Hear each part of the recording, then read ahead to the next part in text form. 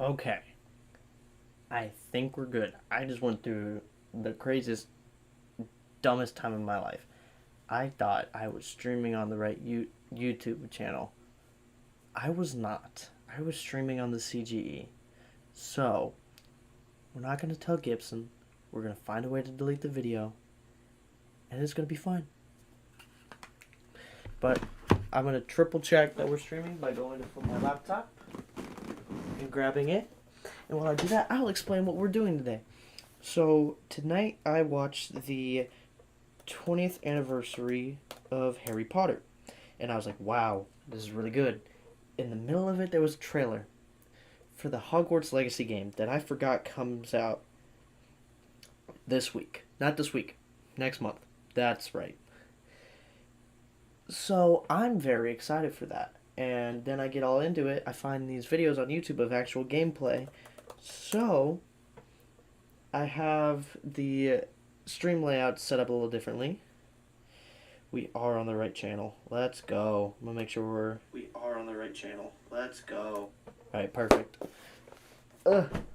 Now, what I was going to say is I was watching these videos, but then I was like, wait, y'all won't get to hear anything. So what I'll do is I have Lego Harry Potter that I'll be playing, and we'll be listening together to, God, I'm trying to say it right, to the gameplay and them talking about the game, and we'll react to it, have fun, goo goo time, and this is our little setup for the evening.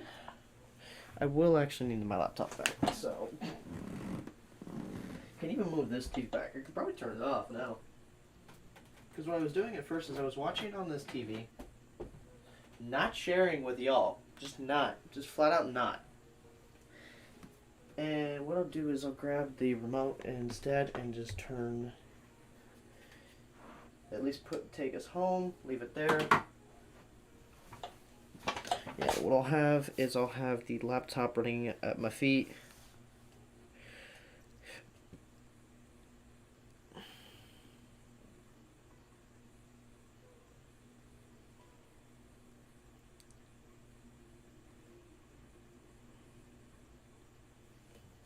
Just making sure everything looks good.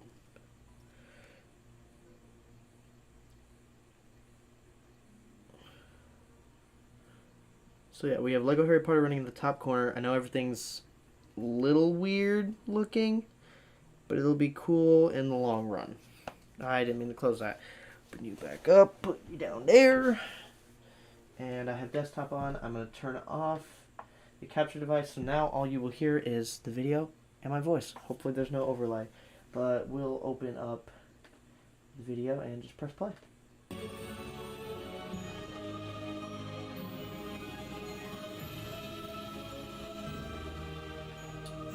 I hope y'all can hear it because I can't. Fun! It was working a minute ago. It's probably because the mic is plugged in. I want to make sure y'all can hear it. Working, but it'll be cool in the long run. I didn't even close that. Back up. Come on. There. Mic is plugged in. I want to make sure y'all. Okay, so y'all can hear it. Hogwarts Legacy I can't. Gameplay Showcase. Which I'm is Chandler Wood, community manager fantastic. at Avalanche Software, and I'm honored to introduce you to our panel today. There was a way. First up, we have community guest host that we all Ben could hear Snow. it. Oh my god, Maybe I can't if I believe switch this is properties. happening. Thank you so much for having me. And from the Avalanche team, we have game director Alan Tu. Hello, everybody. And systems designer Mackenzie Toner. Hi. And finally, That just maybe off change screen things? capturing gameplay Nope. for us, Andrew Corum. Today we'll Oh, be the giving you a audio's taste just of the muted. open world via Broom I'm Flight, stupid. Hold on a a deeper minute. look at combat using the Dark Arts Battle Arena, and a look at your personalizable home within Hogwarts, the Room of Requirement, where we may even see some beasts. So I've watched the beginning of this on the stream And on the we're other starting right channel, where we left so we're off just in our gonna last listen to gameplay it. showcase just And outside it looks like we're all Hogwarts, going. which I love that we can walk out of the castle after walking through everything, and then just So I've watched the take beginning off of on your this broom on out the into stream the on the other world. channel. So we're And just gonna Alan, I listen know to that's it. something that you particularly like about Hogwarts Legacy too. Yeah, I'm a big fan of just being able to hop on the broom and go anywhere. Let me see if I can do this without completely destroying y'all's POV of audio. I'm gonna put these on it's full of technical difficulties today, y'all. And we enjoy them sometimes. So if I play that video. Let me go to properties. Oculus. Dad?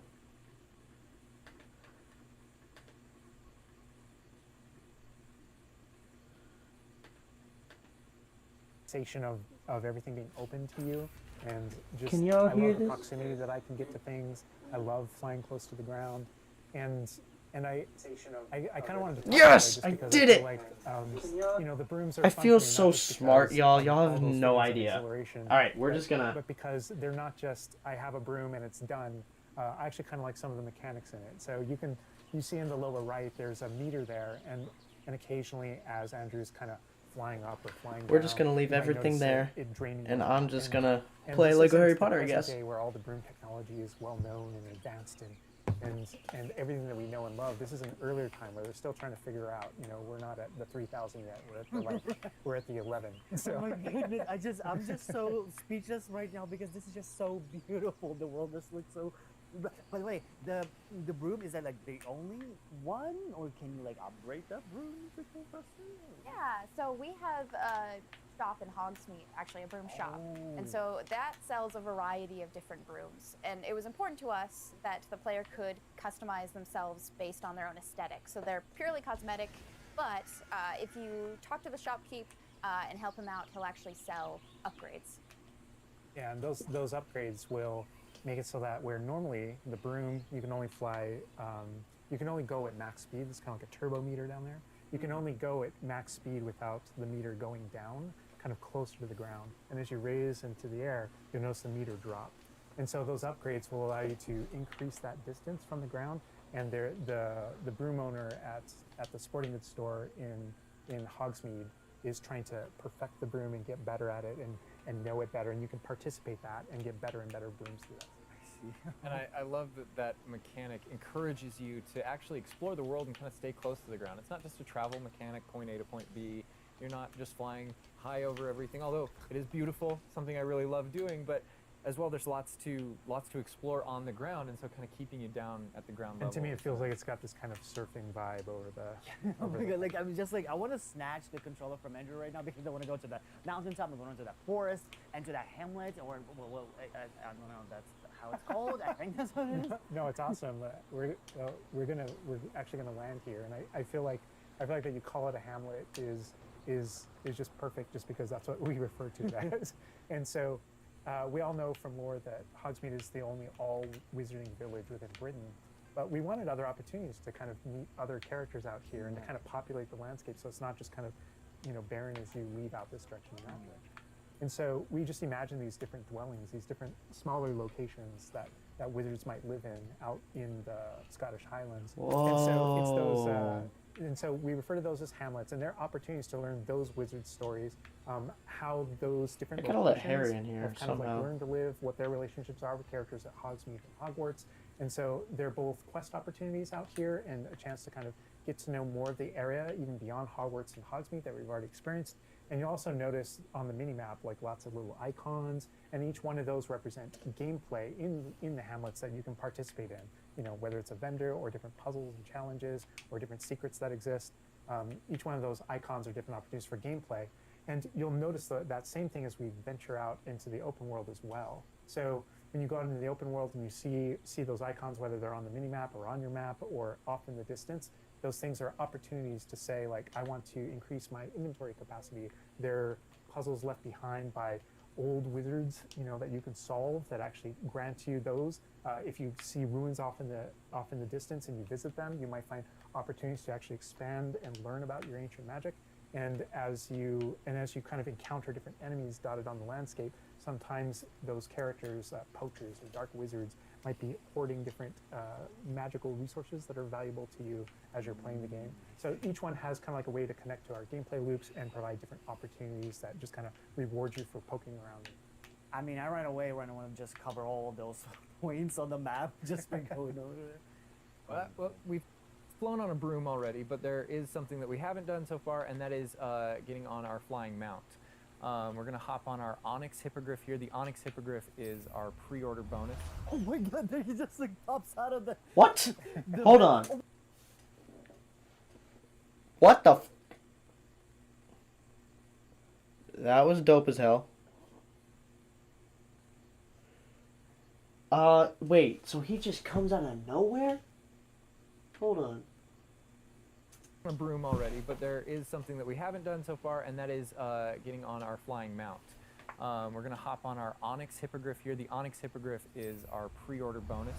Oh my god, there he just like pops out of the the back. Oh wait, you can use it as a horsey? I mean, a horse. I mean, that is a horse. Yeah, as a Whoa. hippogriff, you can totally ride it like a greyhound, and you can lift off into the air.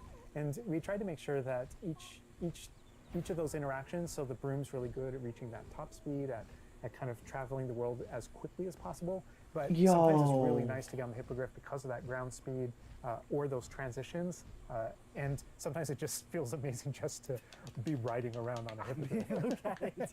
Yeah, it really is kind of like, I don't know, it's a great feeling being on it. And it's a great feeling managing those transitions, kind of going from run to fly and just being able to go wherever you want. And we tried to make sure that each one of these things that you can interact with have a unique identity and a reason for being. And oh my god, like I see like different like areas, like a swampy area. But wait, can you go to like entire map anywhere you go? Or there are regions that are like blocked from you? Yeah, or, as soon as you, there's kind of a moment where the world kind of opens up to you outside of Hogwarts as a student, and right from that moment, early on in the game, you can go wherever you want. And so you might find more difficult challenges in different areas, and you'll see different spots as Andrew's moving around, like you mentioned the swamp. But there, we have got like a coast, and we've got different types of environments out in the world just to kind of pepper your experience, reward you for exploring, keep things fresh. All those things exist as we're moving around. So cool. And I love that windmill. It's like so rustic. Like I keep forgetting that this is like 1800s. The Wizarding World we've never really seen before. Like it feels so authentic. Like it just, it's part of it. Wow. Yeah, I hate love how this pretty vista this too, game and, looks. I'm going to have Andrew stop here. We're going to use a bit of dev magic to change the seasons, actually. I want you to see what this world looks like covered in snow. Yes, yes, yes, please. I love snow. That's all I want. What the?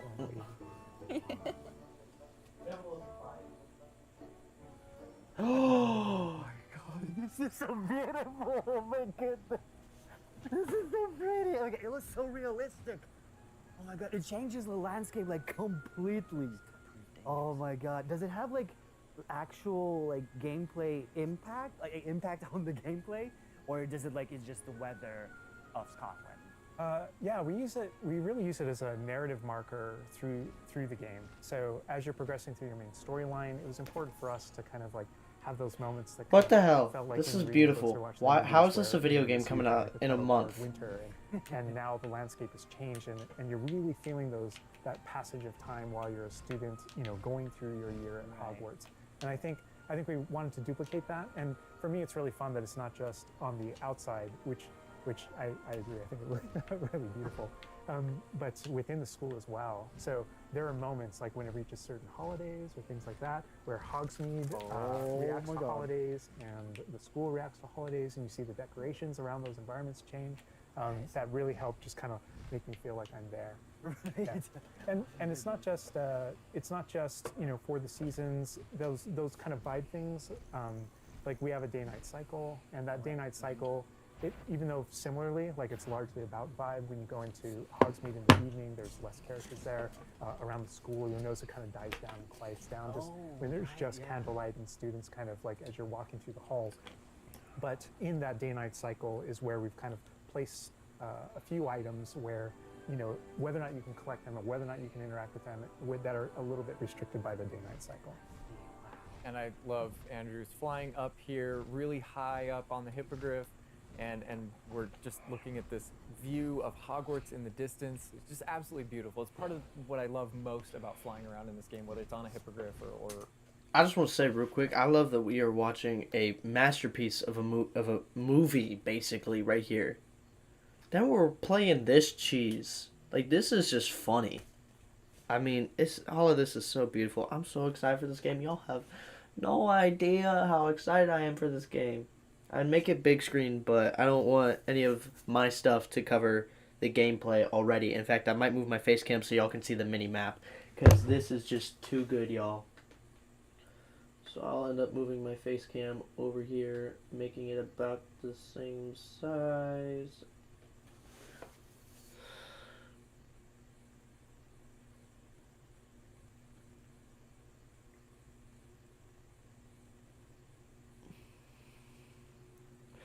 Because, I mean, we're just going to be watching gameplay and playing Harry Potter all night, y'all. I don't see the problem with that.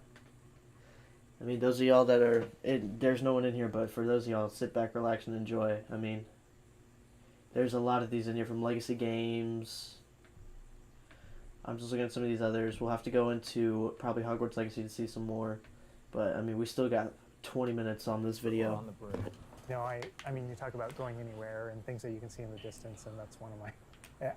I still can't get over, like, no matter, I played this so much, but I still can't get over the fact that I can see Hogwarts out there, and there's just something beautiful about knowing that all of the things inside of it, the classrooms, the students, the professors, all the places I can go, I can just fly my hippogriff, land in the courtyard, enter the front doors, and just walk, you know, to the library, to class, or to greenhouse, or to my common room, that it's all contiguous and just kind of like one space is still exciting to me after all this. I mean, I'm just I'm speechless right now. It's just absolutely beautiful. It's just, oh my God. As much as we want to spend a lot more time out here just flying around, experiencing the world, I think this is a great opportunity to switch over to combat. And last time we gave an intro to combat. This time we're going to really go a lot more of a deep dive on using the Dark Arts Battle Arena, which is part of our deluxe edition. All right, Andrew's Also, got us in I am Forbidden buying the Forest, deluxe which is where edition. the Dark Arts Battle Arena is, which is part of the deluxe and digital deluxe edition. I love the way that the Dark Arts Battle Arena is actually part of the world. It's integrated into the world, so your experience is more immersive than just choosing an option from the main menu of the game or something like that. Reason to go to the Forbidden Forest. Exactly. There are many reasons to go to the Forbidden Forest, but he's also wearing the Dark Arts cosmetic set. Oh, that's Tom. And here he's pulling out the Thestral, which is part of that Dark Arts pack from the Deluxe and Digital Deluxe edition. So we're Yeah, going I'm buying full the Dark deluxe Arts pack. here. I want That's good. That's anything and everything in this But game. I like this battle arena. It is a great place to show off really combat in a big way, because it unlocks some interesting abilities for you and allows you to really play around with combat in a deep way. And is this like the only arena like this in the game where you can like practice? And Yeah, do... so in the base game we have 2 combat arenas normally, and so everyone has access to those. And each of the combat arenas are an opportunity to kind of just go through a difficult combat challenge, fight through multiple waves, in order to earn a different cosmetic for your character and add that to your collection. In the case of that's no different than the Dark Arts Battle Arena. That's also true. The combat arena, but one of the things that we're excited about in the Dark Arts Battle Arena that people can do is you come in preloaded with different abilities. So the unforgivable curses are something that everyone's going to have access to through the base game and going to be able to earn, and they can make choices in order to kind of like add that to their repertoire, and they can also commit to that down with certain talents and things like that. When you play the Dark Arts Combat Arena, you actually have access to all of those things as kind of like a way to test them all. And so it's a chance to kind of like tour and play with the Dark Arts and decide whether or not that is a path that you kind of want to go down. But yeah, everyone has the same ability to explore the Dark Arts. This is just kind of like a way of preview. And again, a great place for us to show off combat in general. So I think we're going to jump in here. Andrew's going to start battling, and we can start talking about everything you're seeing on the screen. All right. Oh, you just about the cadavers right away. Oh my God. We're starting off strong. What? Oh my God. Hold on. Was that Kujio? Oh my God. That's so cool. Yeah, so that you'll notice right away, like when we used Avada Kedavra, that guy's health bar went from instant to 0, and we really are trying to honor the way Avada Kedavra works in the game, even in some pretty extreme situations.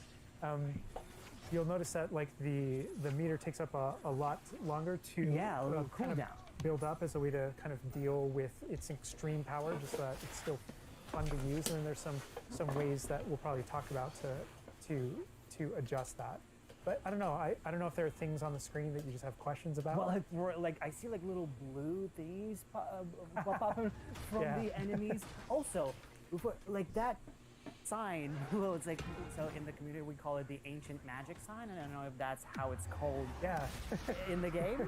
So the community is astute. So on the development side and in player facing in the game, we reference that as your ancient magic community. Oh, so it is ancient magic. That is. Whoa. Yeah. So as your abilities in the game keep growing and you become exposed to some of the secrets about your own. Y'all, this is history kind of and cracked. your own abilities, you start unlocking new powers. So one of those powers, you'll see the R1 button appearing throughout the game. That's an ancient magic throw, we call it, that allows you to kind of like draw an object to you and fling it at an enemy. Okay. But whenever you see the R1 or the L1 plus R1 appear over somebody's head, that's an ability to cast a very devastating and powerful ancient magic spell Oh, to do a that- ton of damage against the character. I see. And the way that manifests itself depends on the type of enemy that you're fighting. And you'll see a wide variety of enemies in here that are pressuring the player in different ways. You'll notice there's abilities that kind of bubble up under the player as he's fighting that force him to move. And there's different ways that we want the player to kind of move around on the battlefield. And that's actually a good link to the ancient magic meter in general. And the reason why I say that is because as you're doing different things in combat, you're protegoing and you're doing different abilities and you can kind of spec into it with your talents, there are different ways to get that meter to build faster and faster. But one of the most effective base ways to build up that meter fast, that way you can launch these devastating attacks whenever you want to, is to actually perform combos. So you see that combo appearing, and it's almost like your emotions are building up, and then basically that builds up enough that you can attack someone. But as the combo meter builds up, at some point you strike someone and a piece of their magic kind of falls out of them. You'll see the blue orbs in the game world, and there's something that only you can see in the narrative, in the world. And it's another reason to move around on the battlefield. If you can go up and collect those things and suck them in, they give big jumps to that ancient magic meter as we're playing. We're talking a lot about spells and magic here, but I think there's another huge component of combat, and that is the tools that you can bring to combat as well to kind of change the way you play. And I think Mackenzie knows a lot about what's going on with the plants and potions. And so the tools are really interesting because they're basically like a prior investment. So you can bring the potions and the plants that you grow in the room of requirement to combat to essentially kind of help you defeat enemies a lot quicker and more efficiently. So some of the tools that you'll see here are like the rock skin potion. So that is something that basically covers your skin in this like rocky material that reduces the incoming damage that you're receiving. So against big enemies, hard-hitting enemies like trolls, that's super helpful. Oh my god, he's just destroying. The troll just collapsed from one of the kidnappers. Wow. Obviously, we have the Wiggenweld potion as well, which increases your health. And then we have the focus potion. So when Alan talks about having to balance Avada Kedavra with a long cooldown, because obviously it's an instant kill, one thing that you could do is brew a focus potion, and that will increase how quickly your cooldowns regain. Right. There's just so much like versatility, like in what the character is doing to the troll right now. Like he's just bouncing around the arena. He's like not, and the troll makes him move around too. Looks like. And I love that our plants are violent. Yes, and so that's like when we're talking about This is almost honestly the, insane. setup of the arena. You also have plants that you can fight with, and so we have things like I'm the doing a venomous mic check Tentacle real quick. You can put down, and it acts like a turret, and it just kind of shoots enemies around the battlefield. That is so cool. This is like a truly like doing a mic check real quick. the battle. No, that's super important to us. So there were these like. All right, cool bet, we're things. still So good. You can see there's a ton of different things that you can use. The mandrake is one, so you can pull it out and it stuns with its like piercing cries enemies in a radius. And another thing I want to call out that we're seeing on the side of the screen here is these dueling feats, which I love because I love anything that prompts me to play a game in a different way, a unique way. I don't want to get stuck in my style, you know? And so this is a way to, if you want to get stuck in your style, go for it. If you just want to blast people with spells, go for it. But we also want to Excuse me. have some things over here that may make you use certain plants or certain potions or block more or Yeah, we mentioned the field guide challenges in the prior stream. And the field guide challenges, this is the way that the field guide manifests like challenges for you to do in combat. And exactly to your point, we just wanted a way to encourage players to explore the different systems, to help them decide, to just kind of practice with them and explore what they want to be, because there really are so many different ways that you can push talents. When you see the green X's on characters, right, and that's kind of through your talents you can unlock this kind of cursing mechanic that sort of like links the fates of these different characters on the battlefield. That way, as you get as you're cursing different characters, they all begin sharing damage. And so we have things like Vada Kedavra, which is the insta-kill, but if you curse everyone before you insta-kill this one guy, they can all drop dead for that kind of ultimate Voldemort fantasy. And so, oh my god, there are dark arts fantasies. There's fantasies about being more of a defense against the dark arts characters, things like that misty step that you see occasionally being used on the battlefield. And we can also spec into our potions and plants to make them more powerful and more efficacious. So it's all about which type of player you feel like you are and whether or not you want to play with prep on the fly or with deliberation, and those are all different options. that is so cool because like it's like I see so much like going on the screen, just so much complexity, and I want to just try it myself, like which style works best. I mean, I feel like it's the dark arts is going to be the easiest route, but that ancient magic, to be honest, feels like much more powerful than just the dark arts. Yeah. To be fair. And speaking of plants and potions, we're going to be putting the dark arts away, put those unforgivable curses away, and heading to the Room of Requirement, which is your home within Hogwarts, a personalizable space that actually has some utility as well, where you get to brew things and grow things and also care for some beasts. All right, Andrew's got us in the Room of Requirement, wearing, we kind of went casual mode on the outfit here, wearing a nice jumper. Why did it do that? And I think that's a good jumping off point for the personalization of the space as well. Not just your character and the visuals of your character, but actually this space is a place that you can make your own. Yeah, it was super important to us that this space really did feel like your reflection as a wizard. So you can change the architecture in here. What? Different themes throughout, starkly different themes, to really just hammer home that this is yours. You Oh can my do- god, what? This is beautiful. We never expected that to be. Oh my god. That's the What? thing, is not only can you change the architecture here, but you can actually How long ago was conjure this made? little objects into this space, as you can see. So When was this uploaded? there's like statues that you 3 can weeks do, ago? and ornaments, and tables, and rugs, and just a bunch of little things that really flesh out the space and bring it to life. Why did they go Because, like, all out we with had this? an idea that those places where you brew stuff, that's where you can change, but you can do all of this. Where do you even get this stuff? Like, there's a furniture store? Yeah, so we call them conjurations. And the conjuration recipes can be purchased at Tomes and Scrolls in Hogsmeade. But also, as you engage in different types of gameplay throughout the world, you'll be rewarded with different objects. That's so cool. And you change color? You can change the color, you can change the size of it, and you can place it basically anywhere. Oh my god, it's so tiny. It's like for Baby Niffler. And I love how the system too is designed. It's not mechanical; it's immersive, and so you get the magical effect of conjuring it in, and you're actually doing this in the world as your character, but the way you've blended like that gameplay. Trying to with fix the immersive, camera, sorry, y'all. design, Jeez.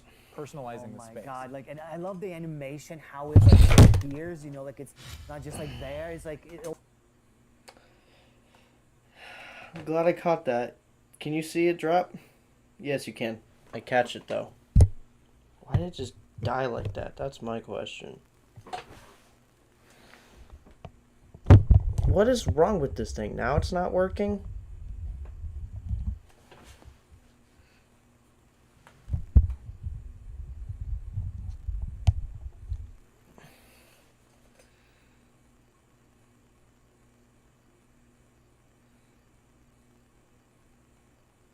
So now shit works. Great. almost like it apparates. It is really quite beautiful, and that was the thing, is we wanted that to look really nice because the magic in the wizarding world is everywhere. It's physical, it's kinetic, and it's whimsical. We really wanted to nail that whimsy in the space.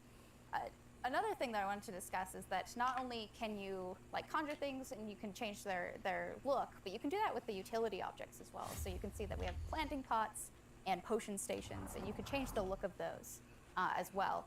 And these are the areas where, as we had mentioned previously, you'll be growing your plants, you'll be brewing your potions. Right.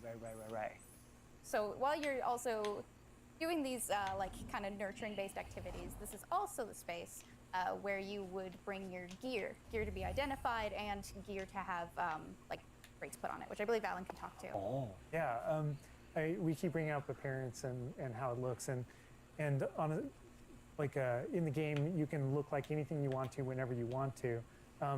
But the player will be finding different types of gear, that we call it, as you progress through the game. And essentially, we just know that clothes and different items in the wizarding world can have different magical properties. And as you explore and as you adventure and as you defeat enemies, you're going to be finding different pieces of gear that have different abilities, and that can help you in your journey and are a major part of you kind of growing as a wizard and advancing as a wizard. Oh, and so it's a huge list.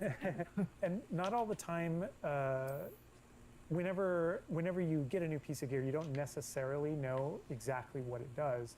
And so there's a station inside of the room of requirement that you can conjure. It's one of the first things you conjure, called an identification station, where you can actually bring that gear that you're uncertain about and learn what its abilities are. My favorite thing in this damn And game. then as the space advances even further, and the space will eventually grow its own rooms, and you're going to get new recipes, like Mackenzie's talking about, all these different things keep expanding. And as it expands, eventually you're going to earn what we see here, which is called a loom. And when you set up a loom, it's an ability to essentially customize exactly which magical properties are on your gear, and take any piece of gear and adjust its properties and to tweak what it does. And I mentioned earlier that you can make anything look like anything. Whoa. The collection of appearances, we call it, or cosmetics, we've been referring to it in this stream. Those types of things you can use, and you can apply a look to any other look. So if you get a piece of gear, you put it on, you look like that, but you can change it to look like whatever you want. That's so cool. And like you can just put some ability to this sweater, but then you can just swap that ability. Yep, and appearances you can edit whenever you want in the gear screen. The loom is specifically about applying traits and applying larger upgrades that just kind of grant you greater statistical advantage, or give you really specific abilities that blend in nicely with where you're trying to go with your combat fantasy or talents and things like that. Interesting. I'm just seeing that they're just like pumpkin fur, mooncat fur. Where does that come from? Yeah, and so you'll notice that the ingredients that are used to add traits and to upgrade your gear are based around beasts. So this is where we get into the beast care section, which is inside this vivario. Kind of bigger space on the inside idea. And so you can see here we have a couple of beasts out. We have a graphorn and a mooncalf and a niffler and a kneasel as well. So quite a variety. Oh my god, he's just like a big puppy. They're so they're cuddling. Oh my god, they're together. Oh, that's so cute. They're adorable. And so part of beast care is petting them as well, but feeding them too. And so once you do those things, that's when they feel safe enough that they'll give you their magical ingredients. So mooncalf fur, niffler fur, etc. That can then be used in your gear. That is like so like intuitive, because like that makes sense, because when you touch the animals you get some fur leftovers. That's so, oh my god. Yeah, and we really want to hammer home the fact that this is like a home that you're making for them. So in the overland you can find these beast dens and rescue these beasts. Part of doing so is brushing them and feeding them food as well, and to build that relationship with your beasts. In addition to be able to care for beasts, you can actually conjure things in this space as well. The house, the cottage. Yeah, right. And so we have like a lot of little ornaments in this area, and a lot of them are purely cosmetic, but they look really cool. Again, it's the personalization of this space. Oh my goodness, no, this is like, I'm gonna spend 8 hours just designing this whole area to personalize. This is like cool, it's like you have this little play area, like a personalized fish tank, so to say, just for the creatures. I love it. Yeah, no, totally. And there's like a decoration aspect, but there's also, we were saying inside as well, is there's a utility aspect to it too. So as you progress in the game and you're able to purchase more conjurations, you're able to speed up your process.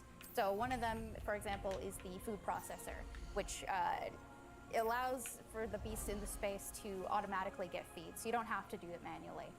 And so you're really building the progression for yourself here. In addition, there's also a toy box where you, where you can play with your beasts. You'll see here, yeah. So you can, there's a bunch of toys in it, and each beast has their own favorite toys. So as you can imagine, the moon calf really likes the moon ball, or the Neasel, as like a little cat, really likes to chase the yarn ball as well. Right. And they're super cute. Oh my god. Watching them, it's so cute. And the big thing we really wanted to hammer home is that the world is a dangerous place. And so by going and rescuing these beasts and bringing them back here and caring for them, you're really helping them out. There's poachers on the overland who hunt these beasts for their material. So instead, you're caring for them. You're giving them a home. Oh my god, this Raphorn is just gigantic. But he looks like my dog. He looks like my dog right now for sure. Who is this guy? He's one of the dumbest dudes I've ever heard. And not just like accent, just full on things he said. And I understand I say some dumb things. But I don't know here.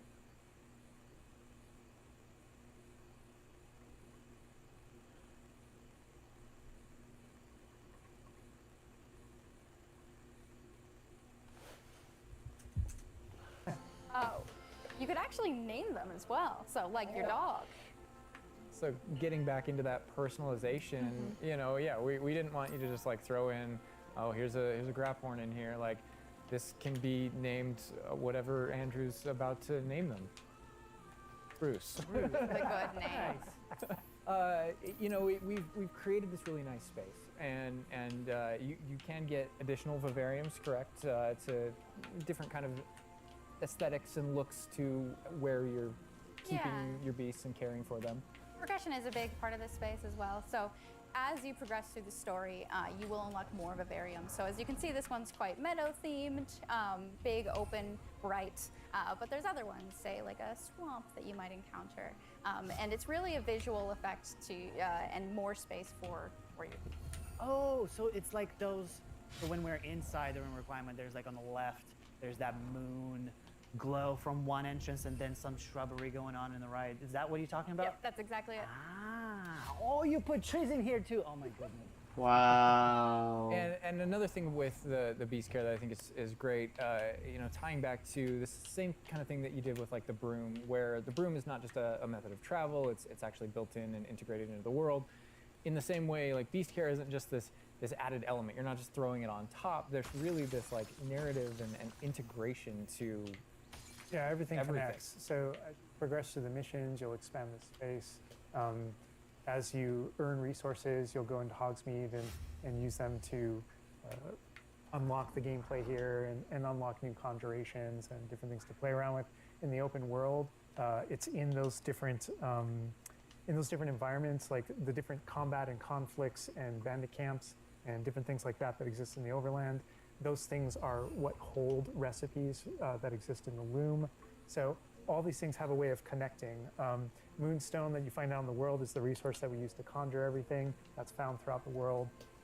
Forgeables are used for recipes. So really everything's like a cycle and keeps you coming back. But even with the story that's being told too, I think people know who Poppy is and that she has a particular affinity for beasts. Yeah, I mean, I think everything we're seeing here, you know, you're going to be venturing out into the world, and this is just kind of the tip of the iceberg, even of kind of like your interactions with beasts in that narrative.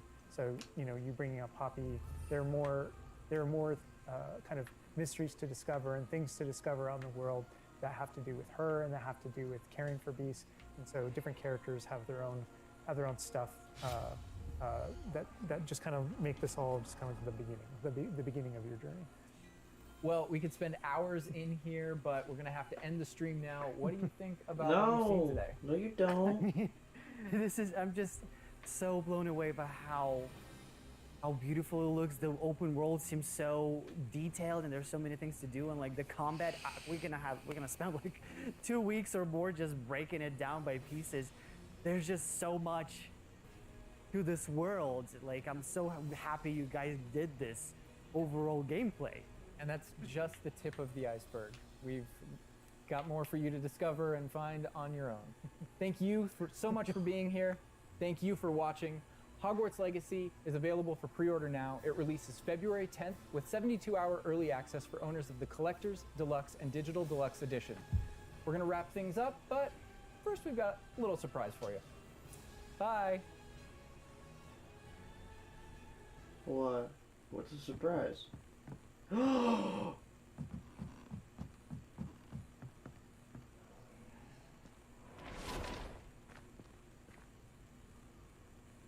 What is that?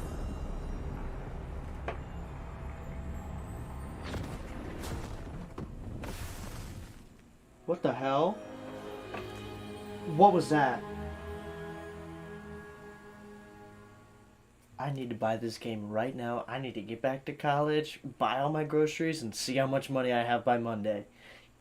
Because if I have $85, I'm going to be broke. Ugh!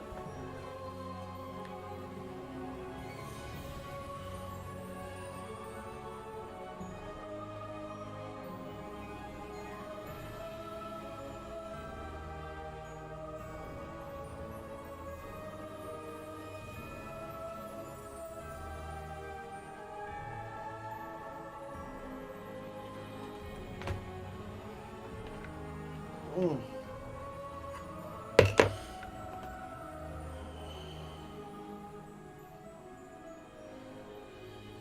That just looks so beautiful. Oh, I can't get over it. What's up, everybody? Welcome to the first Hogwarts Legacy gameplay stream. I'm Chandler Wood, Community Manager here at Avalanche Software, and we've got a lot of really exciting stuff to show you today. But before we get into showing you the game and gameplay, I have a few wonderful guests that I need to introduce you to. First up, we have our community guest host. He brings you the latest and greatest in Hogwarts Legacy content. Let me say something real quick. I've already watched this one. It's really good. I'm going to play it for y'all. Just get it started. Basically, this is the beginning of the game. They pass, like, picking your house and stuff, I think. But, it talks about character customization, touring of Hogwarts, basic combat stuff, and just, like, traversing the game, I think. I don't know. It's really cool. Oh, I'm so excited for this game, y'all. Y'all have no idea. Hold on. For those of you that don't know, 2023 is about to be the year of being broke for games. Hogwarts Legacy. These are my top 3. Hogwarts Legacy. The New Legend of Zelda. Spider-Man 2. Those are my top 3. That's all I'm saying. 2023. Beginning of 2023, mid-2023, and 2023. I can already tell you Spider-Man 2 is going to be out, like, November. December, maybe. They're going to be like, we said 2023? Nah, we're basically giving it an extra year. And then Zelda's coming out, what, May? And then we get this, like, I mean, it's already the 11th? Yeah, it's just now the 11th. This game comes out 3 weeks? 3.5? Maybe even a month, because yesterday was the 10th, and it comes out on the 10th for everybody. I want it. I gotta have it. The problem is I'll be home the 4th, so I'll be mad. If it's in Huntsville when I get it, that's fine. If it's in Austin when I get it, it's also fine. Either or, we are going to get Hogwarts Legacy. I don't care. I will drive almost 3 hours if I have to get it.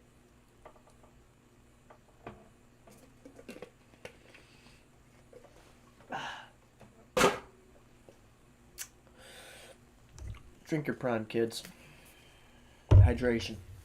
I'm trying to find a new energy drink. I know we're way off topic right now from the actual stream, but I'm so excited for I can't get over this game. Like, I don't know, y'all. It's just so crazy to think that a game like this, it's almost like a Skyrim combined with Sims, but it's Harry Potter. I find that so cool. I'm sorry. Let's get back in here. And boom. He's the local Merlin conspiracy theorist. Guilty as charged. Yeah. One half of Expecto Go, Yeah. James Whitehead. Thanks, Chad. So what I'll do Yes, is I would just let this run. I've already seen it. I'll shut up. I may even just mute my mic.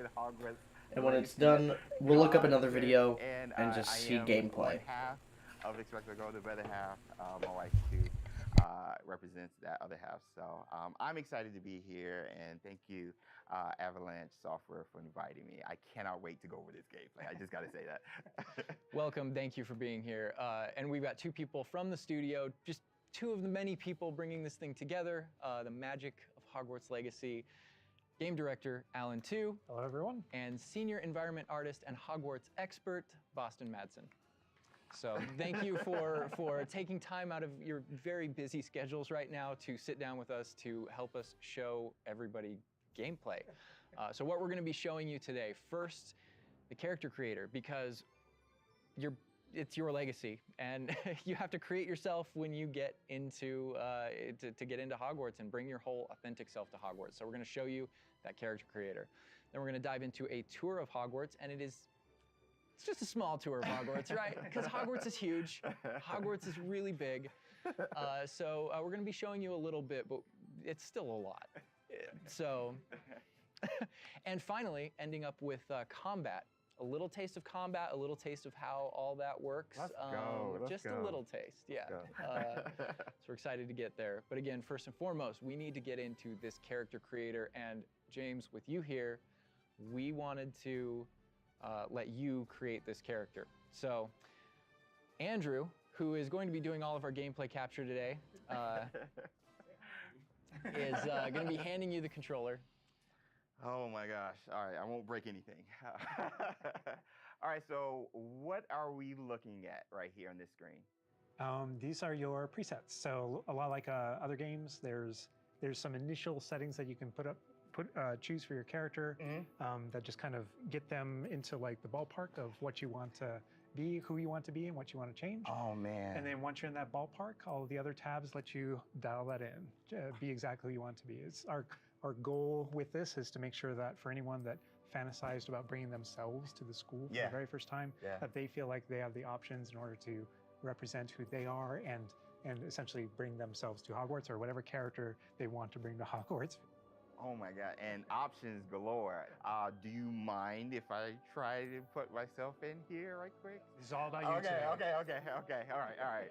So, okay, yeah, that's me. We're here. That's me right there. All right, so that's step one. We're pretty close, but let's look at everything here. You know, play around with some of these options, like really.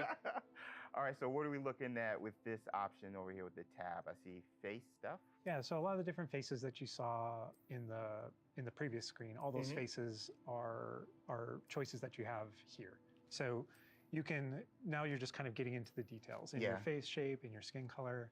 And then because we knew a lot of people going right in are going to want it right away, even though it's an option later in the game, you can collect different types of glasses, put them on later. We give you some options right up front if you want to have glasses for your character. Oh man, oh my gosh, look at the structure of the faces with this. Wow, you guys thought of every. I like that. I don't think my face is that skinny, but I think we'll go that. I think we'll go that route. And down here is this. Those are your glasses this there. Yeah. Oh, so we started. We could go Harry Potter if you want. Awesome job. Oh man, and this is just some of the options, I'm assuming. Yeah, so through the course of the game, there's a lot of different options that you'll keep unlocking. Okay. So as part of kind of like gear for the character, there's lots of different classes. There's even masks. There's all kinds of things over the course of the game. I like how it's all Victorian era, though. Yeah, like, right up front. Such a good call. Such a good call. Oh my gosh. All right. So now, we can go fleek on this one with the hair. I spend a lot of time here just like dreaming about my different characters. And what Oh they're gonna my be gosh, the pony. The thing I'm always amazed by whenever I see any aspects of Hogwarts Legacy's character creator is just the texture. And like you even adding the bounce with the hair moving around. Yo, that kind of looks like Hermione a little bit. I'm not even gonna just like Fred. I'm not Fred. And we can just go. Can I go like Tonks purple or green a little bit? Absolutely. Oh. Yo, this is so cool. Oh, I like that. That is cute. Oh, okay, so little behind the scenes. I used to have this type of hair like way back, but was it purple?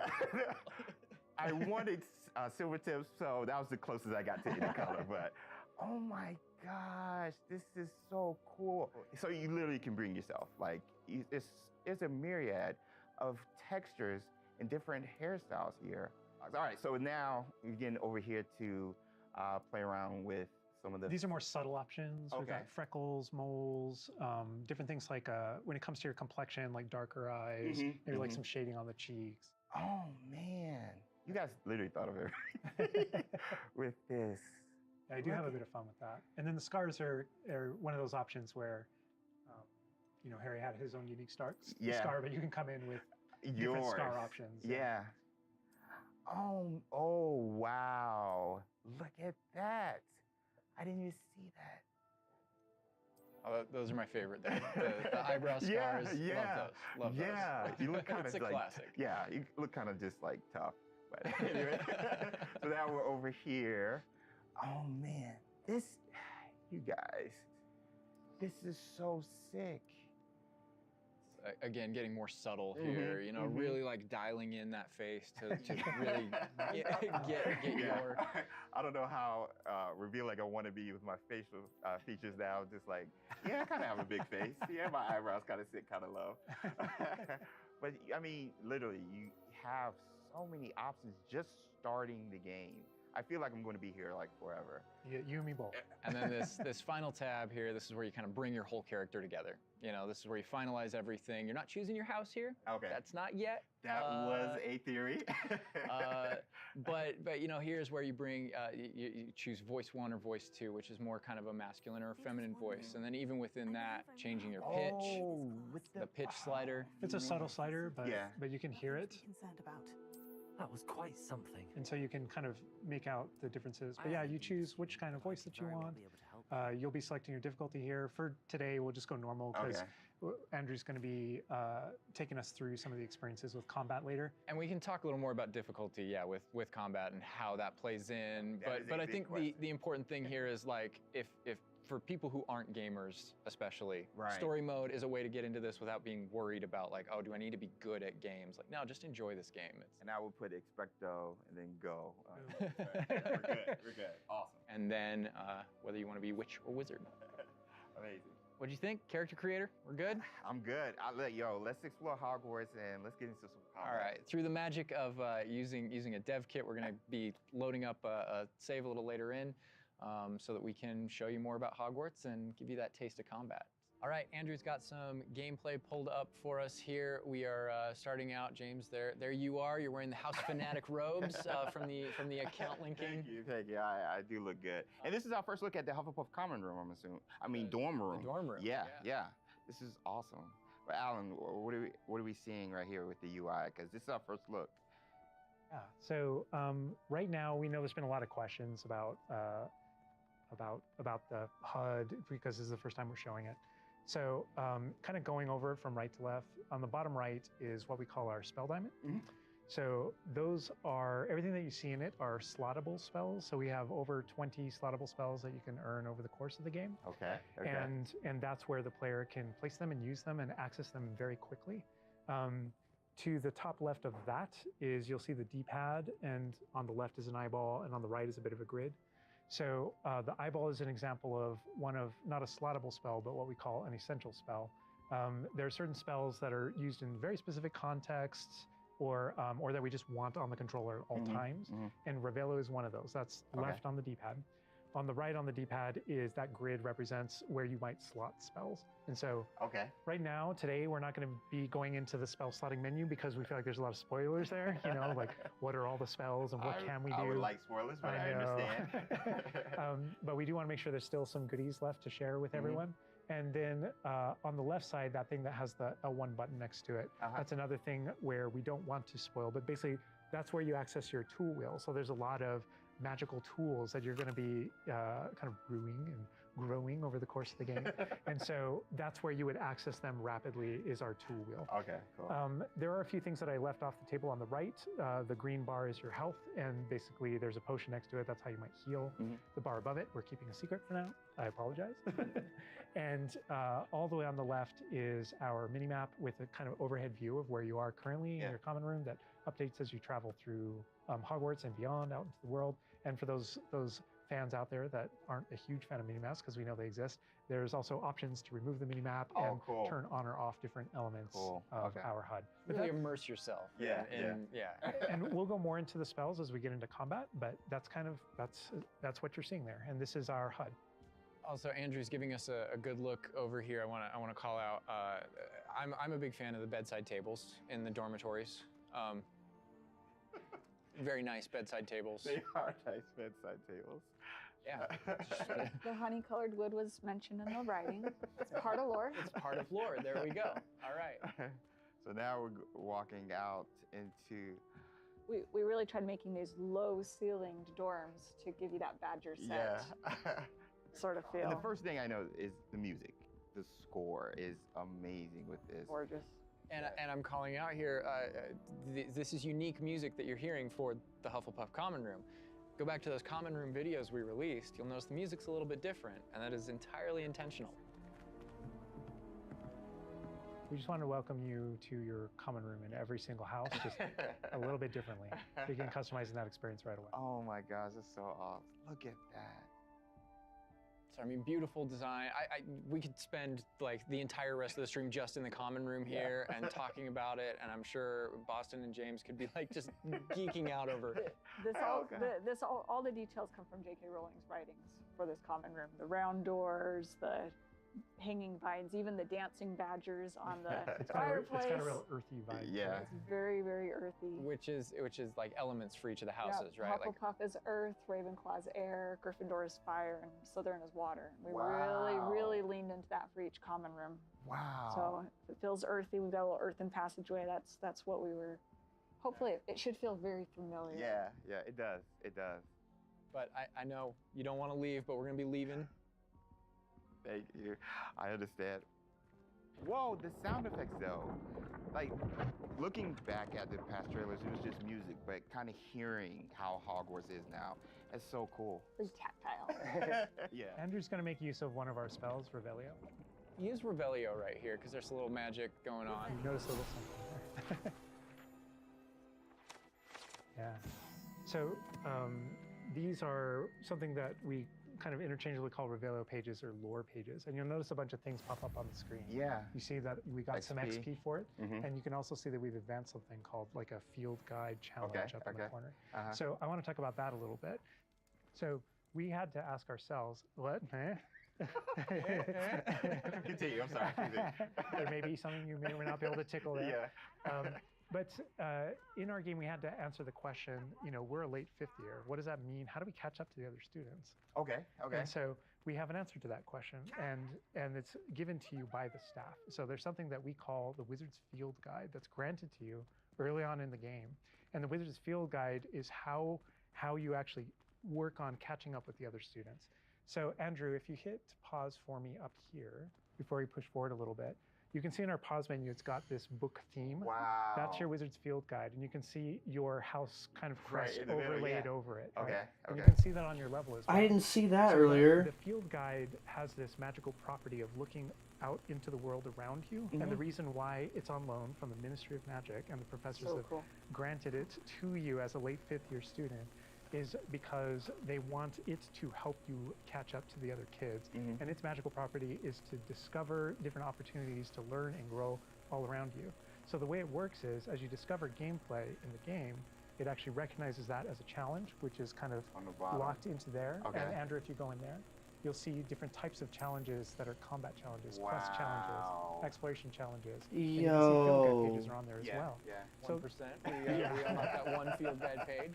that entire category is one of the ways that the book itself kind of fills out into the school and spills out into the school and kind of hides itself with different types of challenges and different things to do around the school that you're That is actually going so to cool. interact with to help you grow as a wizard and practice your spells. And so that thing that we just saw is not just a field guide challenge and a way to earn Yeah. XP.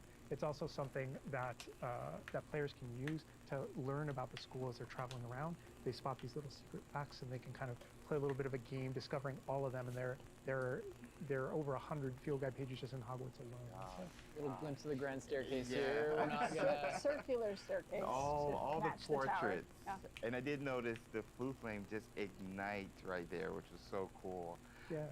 Oh man. Fast travel points there. House hourglasses. We had to. How much fun was it designing those and putting all Oh, they're those in gorgeous, there? but But that they're there just like in the books. Yes. Right It's next a to nod the to Great lore. Hall. it's a nod Yeah. to lore. House points is not a core mechanic or system in the game. we, It turned is we didn't turn it narratively. into like a gameplay system, but it's definitely present throughout our narrative. And there are lots of choices where we want to nod to things that aren't necessarily gameplay systems, but Yeah. but we nod to them as part of the narrative. Over to the right Part of the there, Wizarding Andrew World. was teasing. That's the Great Great Hall Hall. over Yeah. through those doors. Again, we're not going there. He's just kind of like, no. Cool. Here's another collectible page. You know, just again showing you like just these things around Hogwarts that you can do and pick up. And That's a shot straight from the trailer too. That part right there. I recognize we that. might be giving you a little fan service here with callbacks to those. So And this must be summertime because I noticed these are the summertime windows. These windows will change with the season. Yeah, the detail they put in this is kind of, I get surprised by it all the time. That's didn't a even know that was a sentient thing. magic castle. So. Oh man. And we're going out. Look at that. This is where the students would normally kind of congregate, just to kind of chill out, play, meet each other outside of the Great Hall before and after meals. What is this dude's problem? I love the way that when the castle interconnects to, that it interconnects outside, inside. There are pathways on both sides of things, so you really get a sense of scope to how big this castle is. And when you see things, like you'll notice a bridge over there, that's a place you can go to and cross. Like Yeah. everything that you see is a place that you can visit. Wow. We put a lot of effort in making it feel really alive, not just with student population, but even just the greenery and stuff. It's Scotland. Yeah. And this castle's been here for hundreds of years, so just kind of the moss and all the trees that have overgrown it and Oh my gosh. that landscape, that This Scottish. location might look a little familiar to you. I thought I recognized it. I believe this is from the Spring ASMR, and yes, so that puzzle right there, that view, Andrew is taking us right back to I am that. going to tell Andrew not to interact with that puzzle and to keep moving on. We can't spoil everything. We can't give you everything, right? Hogwarts So- contains a lot of secrets. Oh my god. But this is this grand entryway right here coming down into a really kind of central area. Yeah, we're coming upon the central hall, and we pointed out the greenhouse outside, and we'll notice when we get down there that it's on the right. This is a big hub of the school. Like it's a big castle, but it is designed so you shouldn't get very lost. This is kind of a grand central station. I love that. I love Each that. direction, it's green over there, so the greenhouse is over there. Transfiguration courtyard, the library straight ahead. So it's kind of the hub Oh my of god. a lot of the castle. Even the color, visually, you can just tell, okay, green, Oh, green, go that greenhouse, way. oh my god. A lot of it'll be subconscious, but Yeah. it'll help you really learn the castle and feel like you know your way around. That's not to say that it's easy to learn. All of us here still get pretty lost in it It on a is a daily castle. basis. It It's a is. castle. Great point. I love that Andrew's definitely teasing a lot of things here. I'm noticing he's swinging the camera this way and that. Yeah. He's got this grin on his face over there that's just like, yeah, I know what that I'm doing. statue I know is what I'm from the reveal trailer. There's that dragon. Oh my god. This is another location where the students will gather, and just kind of chill out. And an opportunity to talk to somebody, get a Yeah. quest giver here. Is everything all right? Yes, I'm sorry. I'm Nellie, by the way. I'm just so excited that the Daedalian keys are back. The what keys? The Daedalian keys. Surely you've seen them flying about. Rumor is that a former headmistress, Professor Mole, conjured them to protect the contents of certain locked cabinets years ago. Professor Black couldn't be bothered to disenchant the keys, and they appear every few years. You should try to catch one. Why would I do that? Each key will lead you to a locked cabinet somewhere in the castle. If you can manage to get the key into the cabinet lock, not an easy task, you may find a reward.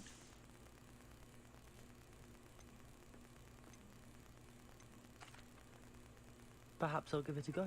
I hope you do. In fact, I think I heard one of the keys in the astronomy tower. You should listen to them.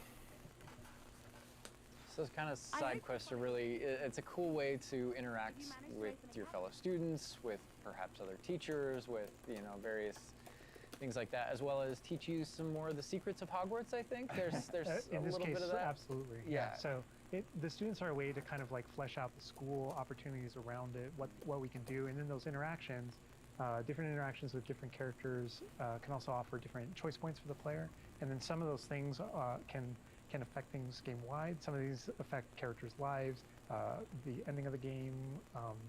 And sometimes it's just about you being a little bit of a nice guy or just being a jerk. Yes, absolutely.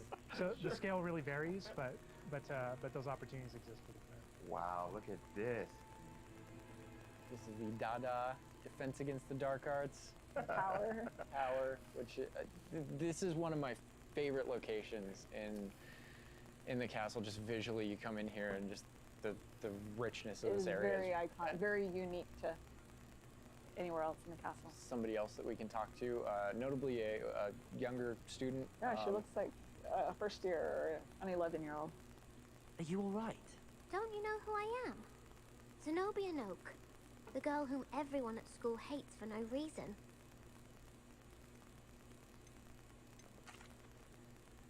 Everyone hates you. Why? Because Hogwarts is full of bullies and spoil sports. Leander Pruitt's one of the worst, that no-talent moon mind. I wanted to make some new friends, and so I brought my collection down to the common room. My gobstone collection, that is. I was hoping someone would want to play. Are you familiar with gobstones? Little balls, like marbles. Grand game. And if you lose, they spray you with a foul-smelling liquid.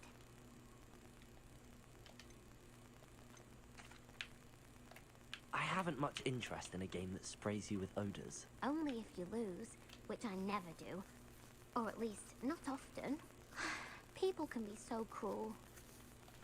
Just because they're sprayed all over with smelly gobstone spit, it's their own fault for losing. Imelda is one of the worst losers.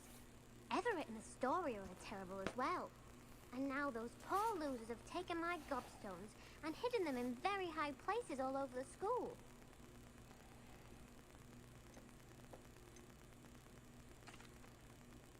Sounds as if you caused the smelly situation and they responded accordingly. I didn't make the rules.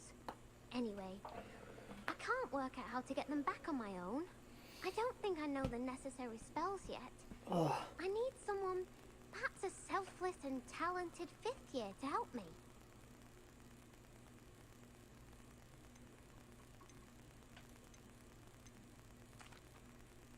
I'll see what I can do.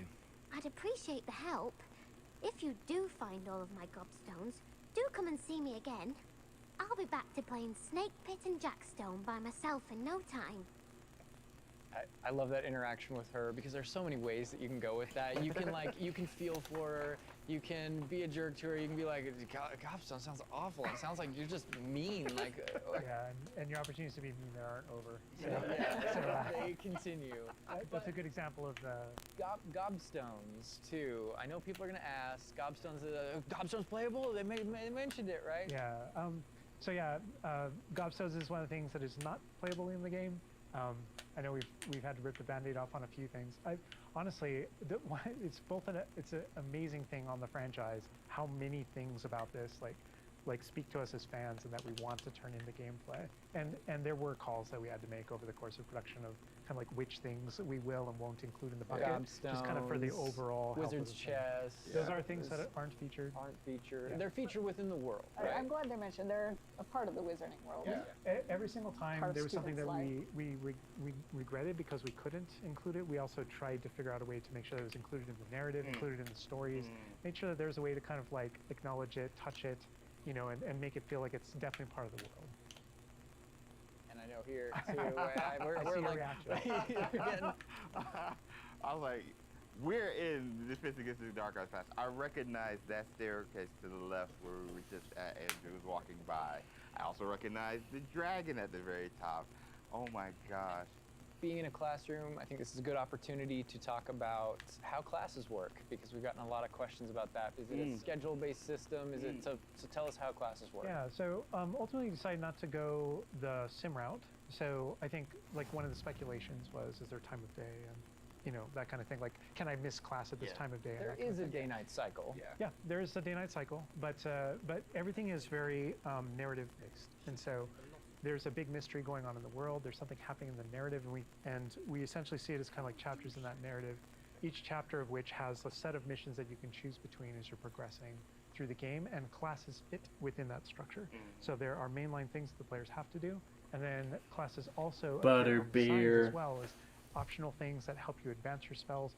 It's absolutely true that classes provide all of your major tools throughout the gameplay, your spells, your major abilities. You get to know the professors. Each one of them has these bespoke kind of events and moments in those missions. And then there are also additional opportunities outside of that through kind of like side classroom missions, essentially, where you can learn additional spells or things that you need in your adventure and also get to know the professors better. And I just want to call out something that Andrew's been kind of showing off, ways to kind of interact with the environment and just engage with the world. And, you know, maybe down there he's sipping some tea with Victorian high, you know, high society. High society. I just no wonder you like this area because we built it for like the purebloods and the Slytherins. Oh, come on. Well, like, speaking of lived in, like, the sound effects again, the chatter of the communication that's happening and the footsteps, like, it just makes it feel more alive. Little events like that, brooms going I by just saw overhead. a broom go by. Love that. The data tower was one example, but no two hallways should look the same in Hogwarts. It has a lot of personality. Every hallway should be a little bit different, and that's mostly to help orient the player, help you not get lost. But this is Hesperus Hall. That's a little nod from the Marauders, a name that came from the Marauders map. But every hallway will have a little bit of a different personality and personality. I like that because it gives it does like Hogwarts has character. Hogwarts is its own character no matter where you go. Yeah. Feels just a little bit different. Yeah. sentient castle full of magic for hundreds of years. Well, that wasn't It's even the going to mission. Grow and develop. Oh, I heard something. Yeah. Speaking of characters. Speaking of magic, Mr. Magic himself. My future poltergeist too. You know, we talked about building on lore too. I know there's that statue over to the side. That's Do you know who that is? Lachlan the Lanky, Yeah, and he's got his Bowtruckle friend. And I think if players don't know, there's another Revelio page there. Yeah, there's a map of Argyleshire. We know the fat lady hides there. Hides behind it. That's right. The third book. But sometimes a hallway has personality by how it looks, or we just passed a music hallway where the portraits have kind of taken it over, and so the sound makes it really unique. All right, I gotta call this out here. I know there's been some criticism in the past that our trailers and our gameplay and what we've shown so far has not had enough owls. Okay, so here we are at the Owlry. We're looking directly at the Owlry to show you all of the owls. It's a lot of owls. It's a lot of owls at the Owlry. I love all the owls. fog rolling down now. Great callback. Great call. I also love that as I one of my favorite things about just kind of going around on the outside of the school is that all those things that I see are places that I can go to, that I can visit. I just love that sensation knowing that is real. I love the Scottish countryside. We're kind of closing out our mini tour of Hogwarts, and again, it was a It's but a fraction of this enormous castle. But we're closing it out here in the clock tower, so another recognizable location. Yeah. But this is where Crossed Wands, which is the secret, not so secret dueling club is that the students have put together. Professors definitely know about it, but they think they're being clever. And it's run by this Lucan Brattleby here. Who's in a younger year, but we kind of like that that he's running things.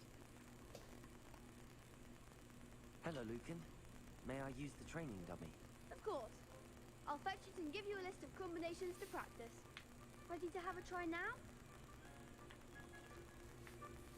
That would be wonderful. Be sure to cast all your spells before the dummy lands. If you need to stop practicing before you finish all of them, let me know. And this is a really good opportunity to now jump into combat, because really in the game this is going to be the first time where you yourself get to learn about combat and combos in a big way and in a new way.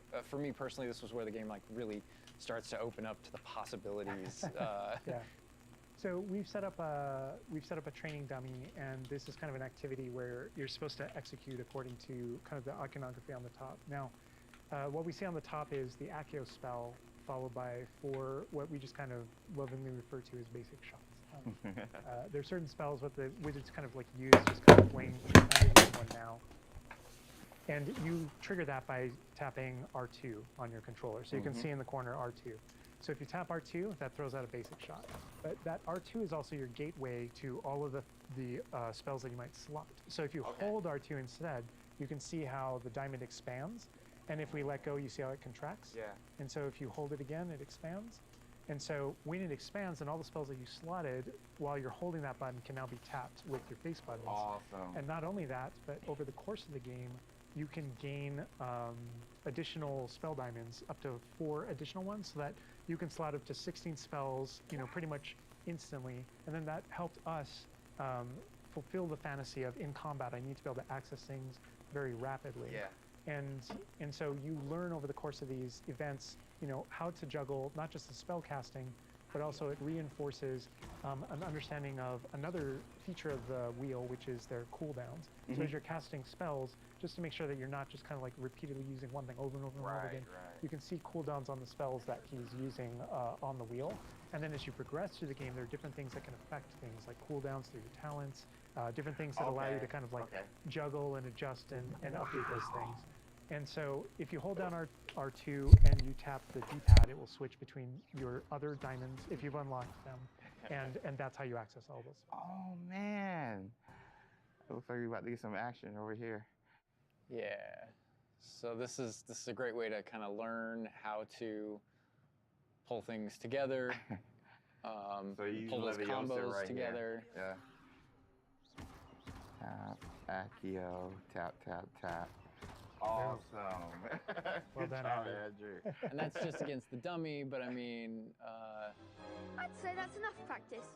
You looked good out there. Thank you, Lucan. I say better to discover one's weaknesses during practice than during a duel. You'll be a fearsome challenger now. I think now we can take on something a little more challenging. It's going to shoot back. Now let's talk about some more features of the combat system. Hello, Lucan. Is the next round of Crossed Wands all set? Why, yes it is. I've got a great match lined up. Ready for another round? We're on a PS5 dev kit here, so we're going to be able to kind of pause I'm pause the action Yeah. and talk about what you're seeing on the screen, because there's about to be a lot going on. Okay. All right, here you can select if you want to fight with somebody else, some of your of the other classmates. students. Yeah. But in this case, we're not. We want that action to feel a little more frantic towards you to really get you that sense of combat. So Ready to apparently get you've thrashed? got quite the reputation because they've got you up against 3 people. Yeah. Apologies Off the jump. So I can explain this just because I know people are going to go into it, but we can probably just kind of jump in. So you're not the only one that has Protego and the ability to deflect. The enemies do too. And we actually play with that when it comes to the spell casting. So you notice that there are different colored kind of shields around the different characters. And you also notice that your spells have different colors on them. So to help players understand kind of like the function of their spells, we kind of put them into brackets. So there are damage spells, there are force spells, there are, I'm forgetting the other one, all of a sudden, control spells. And so those things for the player, they wind up also being a color indicator for which actual spell to use to break the different shields that enemies can use. That way it rewards kind of like that close attention that you're paying on things. We've got this paused here now, and you can kind of see all the elements on the screen, the halo around the avatar's head, each of the different shields, to kind of give us a breakdown of what's going on. Give us a breakdown of different things that you're saying. So you notice at the top that we're kind of like calling out which enemy you currently have targeted and their level and health. And so, you know, as you target different characters, you'll be able to get that breakdown. The halo over your head, whenever an enemy is about to an attack, it's almost like you have a little bit of a sixth sense for those things that are coming. If you see the halo, it means there's an incoming attack, and if you tap the triangle button by default, then that you'll be able to deflect that attack that comes in and off with the protect. And I love that deflect where it goes off and like hits things up and kind of breaks things off walls too. But also, if you hold the button, then it doesn't just deflect. It also deflects and turns around with a counter attack stupefy that actually stuns the enemy. And you can use that even in your combos and stuff. So if you're focused on a character, you know, and you're doing your thing, and someone else attacks you, you can actually turn that attack into a direct attack on the person that you're comboing. Back into gameplay here. Andrew's gonna pretty handily finish these other students off here. Win this duel. Look how fast it is. It's like a dance. Yeah, we really felt like in the movies, there's almost like a. It's kind of like there's this element of kind of like fencing from a very great distance. That's such a good call. And there are a lot of things that we had to do with our controls and combat system in order to kind of capitalize on that idea that's pretty unique to the Wizarding world. Understandable. Well, perhaps you should try that next time. The other duelists have already taken notice of you, but after that last round, they'll really have it in for you. You'd better keep practicing if you want a chance at winning, or at least surviving the next round. I'll let you know when we're ready. Hope to see you then. The next round is for all the gobstones, so to speak.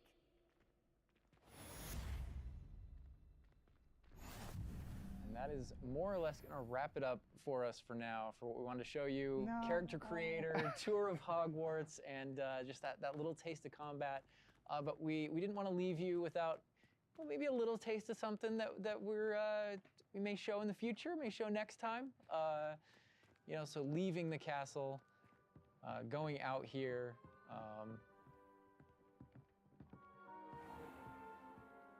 More owls confirmed. Owl mail. There's the owlry again. Yes, all of the owls. But yeah, just heading out here again to show you like from Hogwarts to the world beyond Hogwarts. And this is not somewhere where we're going today, but we will definitely be taking you in the future. Oh my gosh. A little glimpse at the scale of the castle back there. All right, so we're gonna wrap things up here, but I hope you guys have enjoyed everything that you've seen, but I think, James, you may have a few other questions here at the end of things. So while we're done with what we're showing on the gameplay side, I know there's a few things that you wanna pick Alan and Boston's brains about. I would love that, because there's a lot. Let me grab it. All right, so some of these questions we did pull from the community secretly, but I did pull from the community. So, and also from, I mean, going through this, I feel like you've come up with some things you want to talk a little more about. I'm sure. Elaborate on, because we went through character customization, Hogwarts itself, and even combat. So this would be like for the both of you guys. Will we be able to go back and change our character creation if we don't like it? So not everything, but there are certain things with hairstyle, hair color, so kind of like core shapes, you know, like with the body and face, not after the fact. Okay. But there are lots of things. There's kind of like a barber shop in Hogsmeade that you can go to, and Of course, there's inside a of wizard there, barber, you right? customize, yeah. You could change your hair color for holidays or something, right? Oh my gosh, that would be so cool. The game features a lot of appearance customization in it, so there's a ton of options there. But that's in terms of like your character and stuff that you have the character creator. It's like a smaller set of what you saw there. Okay. Oh my gosh, awesome, awesome. Next question: what kind of leisurely activity can we do? Can we study with our free time? I mean, what will we be doing just hanging out in Hogwarts? Because as you progress through the game, there's a bunch of different missions that open up. Most of them are driven by different characters' personalities. You know, some of them want help getting up to hijinks, or some of them want to just explore secrets in the castle because there are new secrets in our castle to explore. And so, so I think there's a bunch of things to do. And when it comes to class, as I mentioned earlier, it's not just kind of like the mainline stuff. There are kind of like extracurricular assignments, some of which are optional, some of which are kind of like blockers for main mission. Kind of like you can't go on this mission until you have the spell, and then the spell is open. You know the assignment and how you complete it with your professor. And so there are opportunities to study, so to speak, like with that. But they do all take the form of our mission structure. As you mentioned earlier. Wow. Let's get into some combat right quick. Do spells have different levels, or are they all equal? Spells have different levels, or are they all equal? I'm trying to think of how to describe that. So each spell has kind of like its own core identity and what it does in the game with regards to both kind of like puzzling, world exploration, and enemy combat and all that kind of stuff. And then it's through the talent system, right? When you go into that, it's kind of like each of those spells has ways to kind of like advance and grow and change. And as you spend talents, in some cases, it even changes like the way you approach the battlefield and things like that. So I'd say that's no more true than with like dark arts, for example. And as you go down that line and you kind of play around with those talents, it really does start to kind of like affect even how you approach combat and how you think about the battlefield. I won't be touching the dark art stuff, but I know many of you guys will be. Maybe on your second playthrough? Second playthrough, yes. Dark Hufflepuff coming, hashtag soon. I want to close off with this question, and this will be for everybody, and we'll start with Boston. With this game that you guys have been working on for however long, and the excitement you guys have, what's one aspect of Hogwarts Legacy that you are excited for the fans to experience? Boston. I think I'm just excited for the fans to play through the world, specifically the castle, and maybe go read those books again. I hope that whether you're already a fan and love this game, or this is your first introduction into the world, I hope you just point at each other in the best way possible. And I'm just excited for fans to get to finally go to Hogwarts and feel like they can own it. Live there. I've lived there for 5 years. It's a great place to live. Official 5th year. It's really funny because I want to give a different answer, and I will. But I actually feel like the most honest answer is really similar.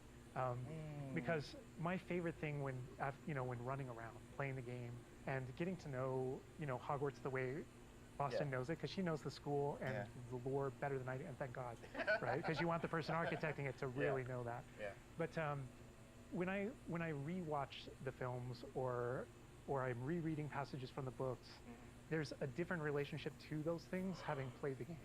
And so it's really looking over the edge and seeing location. I'm like, oh my God, I'm right there. And in the movie saying, I know it's around that corner in the film. Like if you go down this way, there's actually a thing over here, and there's this person over here, and this thing happened, and it just adds all this richness to everything that you already love. And not just that, but you're going to add your own story. So you know what happens around that corner because you did something. And then the quick answer, just to have something different, is I just love being on a broom. I just love looking at the whole world and just being like, okay, I can just go. I can go there. That vantage point, There's just something exhilarating about it that feels very different in that kind of open air and on that thing. It just it's kind of incredible. And wrapping it up, for me, it's just bringing the community together with it and sharing those stories, because it is your story, and you are going to be writing you know, this is your unique experience within this, and even within the things that are the same, it's going to be your unique experience. It's different from mine. It's different from. We're all approaching it from different places, and I think that's going to be really cool the way that everybody brings those things together. All right, and that's everything that we have to show you today. I know maybe it wasn't everything you wanted to see, but it was a whole lot of stuff. Character creator, a little mini tour of Hogwarts there, just a small part of it, a little bit of combat. And we do have some more stuff coming up for you in the future. Hogwarts Legacy releases on February 10th, 2023, and is available for pre-order now. But that's going to do it from us. We're going to leave you with a little something else. But for now, bye. Is it the same thing from the last video?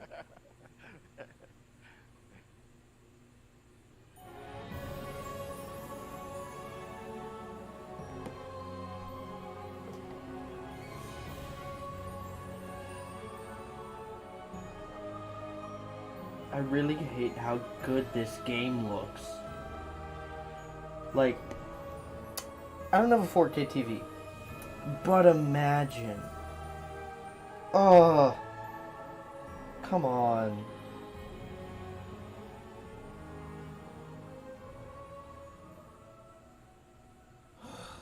Dear God. I want that game so bad. Alright, let's go to their YouTube channel and see what they have.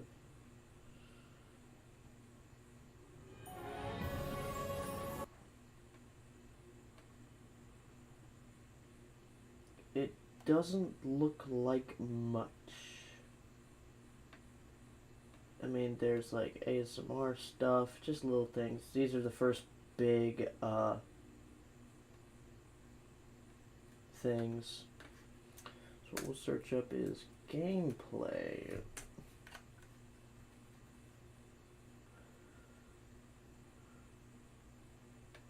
How long is that? Let's find a long one.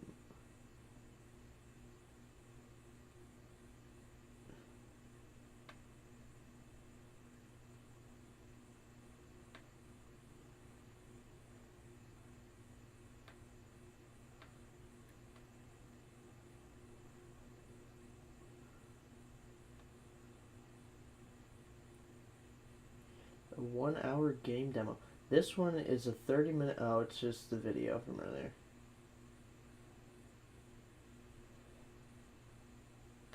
We're gonna click on this one and see I'm on Grammarly what's in Premium, here. Wow, so in addition love to Grammarly. automatically checking your spelling, grammar, and punctuation, the premium version also has a plagiarism Love detector, Grammarly. tone adjustments, Love and Grammarly. vocabulary suggestions. These are all super helpful features that I use on a daily basis, and it saves me so. Some gameplay pulled up for us here. We are starting out, James. There you are. You're wearing the House Fanatic robes from the account. It's the same video. Yeah, I do look good. And this is our first look at the Hufflepuff common room, I'm assuming. I mean, dorm room. The dorm room. Yeah. This is awesome. But Alan, what are we seeing right here with the UI? Because this is our first. Because part of me doesn't want to watch that complete game preview. Nah, I don't want to do that yet. Because there's 30 minutes.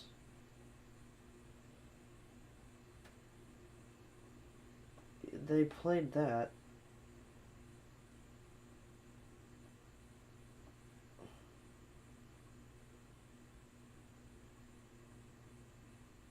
The hell?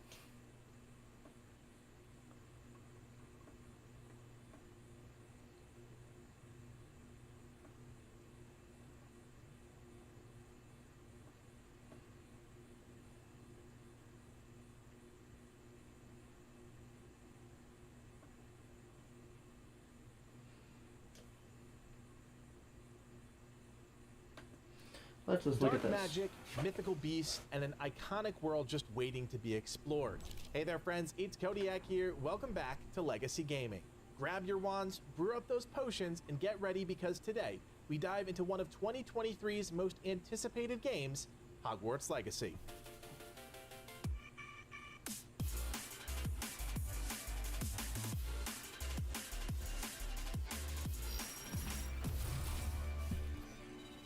'23 has all the potential in the world to be a massive year for gaming, and like most years, big blockbuster titles will anchor the gaming community throughout those 365 days.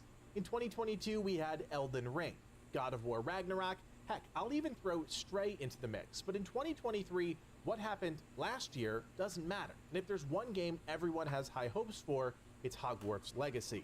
Warner Brothers created Spider-Man the studio 2. developing Hogwarts Legacy, Portkey Games, for this purpose and this purpose alone, to create an epic Harry Potter adventure, and by all accounts, things are looking good. But as we break everything down in the minutes ahead, remember, a healthy dose of caution is encouraged with every AAA release. Let's first set the stage and talk story, which is easily one of the most important aspects with this game. What we do know is simple. You're a fifth-year student that's been granted late admittance to Hogwarts School of Witchcraft and Wizardry. You hold the key to an ancient secret that's threatening the school and will embark on a dangerous journey to uncover that truth. We've seen a smattering of characters, and some trailers have hinted at an epic showdown between wizards and goblins, but outside of that, the story is largely a mystery, as it should be. One thing we wanted to note was that while J.K. Rowling wasn't directly involved with the development of the game, Portkey Games has reassured players that they've worked closely with her team on all aspects of Hogwarts Legacy to make sure it remains in line with what players expect from the magical world. Regardless of your thoughts on Rowling and her controversies, we choose to focus on the game and the world we know millions of players are excited to explore. For all the books, movies, theme parks, and more, we know there's still a lot of the wizarding world left to discover, but it's important to understand when things take place within the game, so we can try and ground ourselves in some sort of reality. Hogwarts Legacy dropped players into the late 1800s, more specifically around the 1890s, as seen in this newspaper clipping. For context, the Magical Beasts series takes place in the 1920s, and the Harry Potter books and movies play out throughout the 1990s. We're diving in a full century before Harry Potter, so expect things to be quite a bit different. You'll quickly see architecture, technology, and the overall lifestyle in and around Hogwarts is themed perfectly for the time period. We're told not to expect to run into too many familiar faces, but there will be plenty of references throughout the game that will eventually make their way into the books and movies as we know them today. Also keep in mind that things like broom technology, potions, and even spells themselves are still being developed and mastered at this time. Things are going to feel different, and that's by design. So don't go into the game expecting to fly around on a Nimbus 2000. The 1890s influence is immediately seen as we start to engage with the game's first system, the character creator. I won't lie, this isn't revolutionary by any stretch, but it's such an important part of this game's experience. The idea of creating a witch or wizard is something we've been dreaming of doing for decades, and Hogwarts Legacy is finally allowing us to live out that fantasy. You'll notice standard sections and toggles throughout, as the basic clothing and styles are a clear representation of the time period. Presets help you get started with your character, but you can choose to further refine that with your own creation. Everything we've come to expect from a modern character creator are there, giving you options to tweak things such as facial structure, eye color, hairstyle, you name it. One feature we haven't seen before that we think is pretty interesting is voice pitch, which further adds a layer of customization to your own witch or wizard. Creating your witch or wizard is really only part of the equation. As we all know, being sorted into your house is really where the magic begins. Believe it or not, you can actually choose your house right now. We have a video on the channel walking you through exactly how you can do that and pick up some extra in-game rewards in the process. Once you create your character, you'll then be sorted. And yes, that's when you'll meet the famous sorting hat. As a fifth year, you'll still get to experience the ceremony in-game, whether you choose your house ahead of time or in the moment during the playthrough. Once sorted, you'll have access to your new house's common room, something I'm sure you're all eager to explore. The team has done quite the job making each common room feel unique and immersive, creating spaces that align so perfectly with the lore of each house. Gryffindor, the most established common room throughout the series, looks much as you'd expect, with maroon and gold tapestries, plenty of comfy seating, and a regalness fit only for Godric Gryffindor's house. In contrast, the cold and dark common room of Slytherin strikes a much different vibe. Set in the dungeons, it's not the least bit warm and cozy, and is exactly where you'd expect witches and wizards of Salazar's house to spend their downtime. Located in one of the castle's towers, the Ravenclaw common room is easily one of my favorites, with floor-to-ceiling windows and an emphasis on elegant design, perfect for the students of Rowena Ravenclaw. Finally, we have the Hufflepuff common room.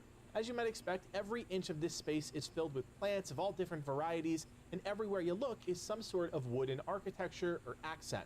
The common room feels almost den-like, which perfectly aligns with the Hufflepuff's heraldry featuring a badger. People think that I'm really intense, but it couldn't be farther from...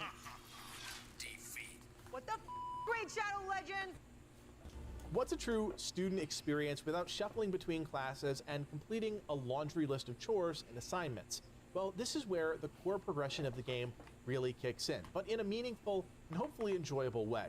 Players will participate in 4 primary classes: Charms, Herbology, Potions, and Defense Against the Dark Arts, each taught by a different professor. As we mentioned before, these are characters you won't be familiar with, but will no doubt be integral to our experience within the game.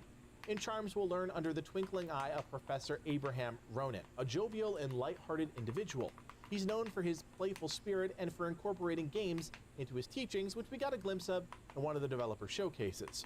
In Herbology class, students will learn under Mirabelle Garlick, a London-born witch that grew up in a house full of muggles. She radiates sunshine and charm and is said to have truly blossomed once she arrived at Hogwarts.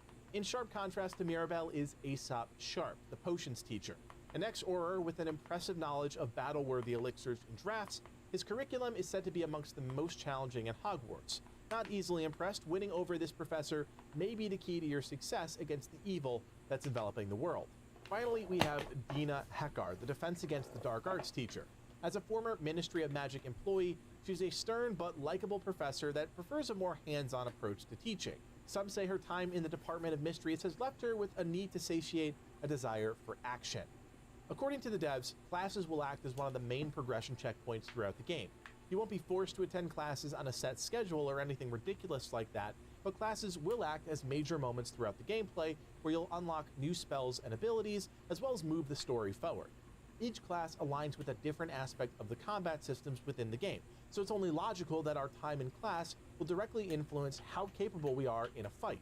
Obviously, we have spells, so that's where Charms and Defense Against the Dark Arts factors in, but we also know that we'll have access to magical plants such as Venomous Tentacula, Chinese Chomping Cabbage, and Mandrakes. We also know that potions will be an on-demand resource for buffs, which I can only imagine will unlock and advance as part of Potions class. It's all tied together, and that's exactly the type of system interaction we love to see here on the channel. Aside from the main curriculum, the devs have hinted that there will be additional classes and tasks outside of those 4 primary subjects we just discussed.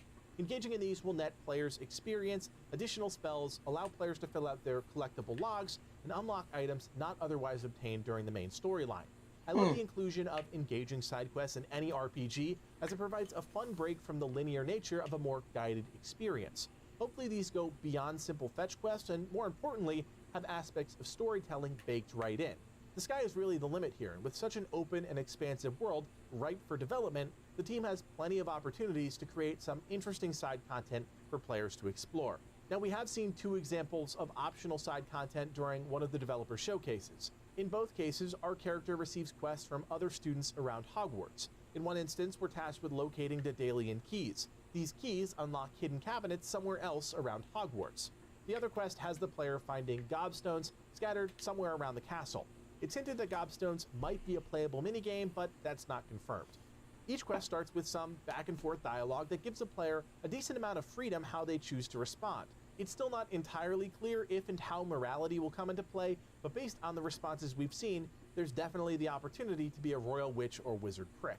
Hogwarts is massive, and while we haven't seen everything quite yet, the team has done a nice job showcasing its scale without revealing all of its secrets. Every area we've been able to explore ahead of launch seems teeming with activity, and hopefully that translates some way into the gameplay. As the seasons change, so does the castle. The developers have said that activities in and around Hogwarts will vary based on that season. While Hogwarts Legacy is a single-player RPG, that doesn't mean you'll experience the game alone. In fact, a little-known companion system ensures that you'll have someone watching your back throughout various points in the game.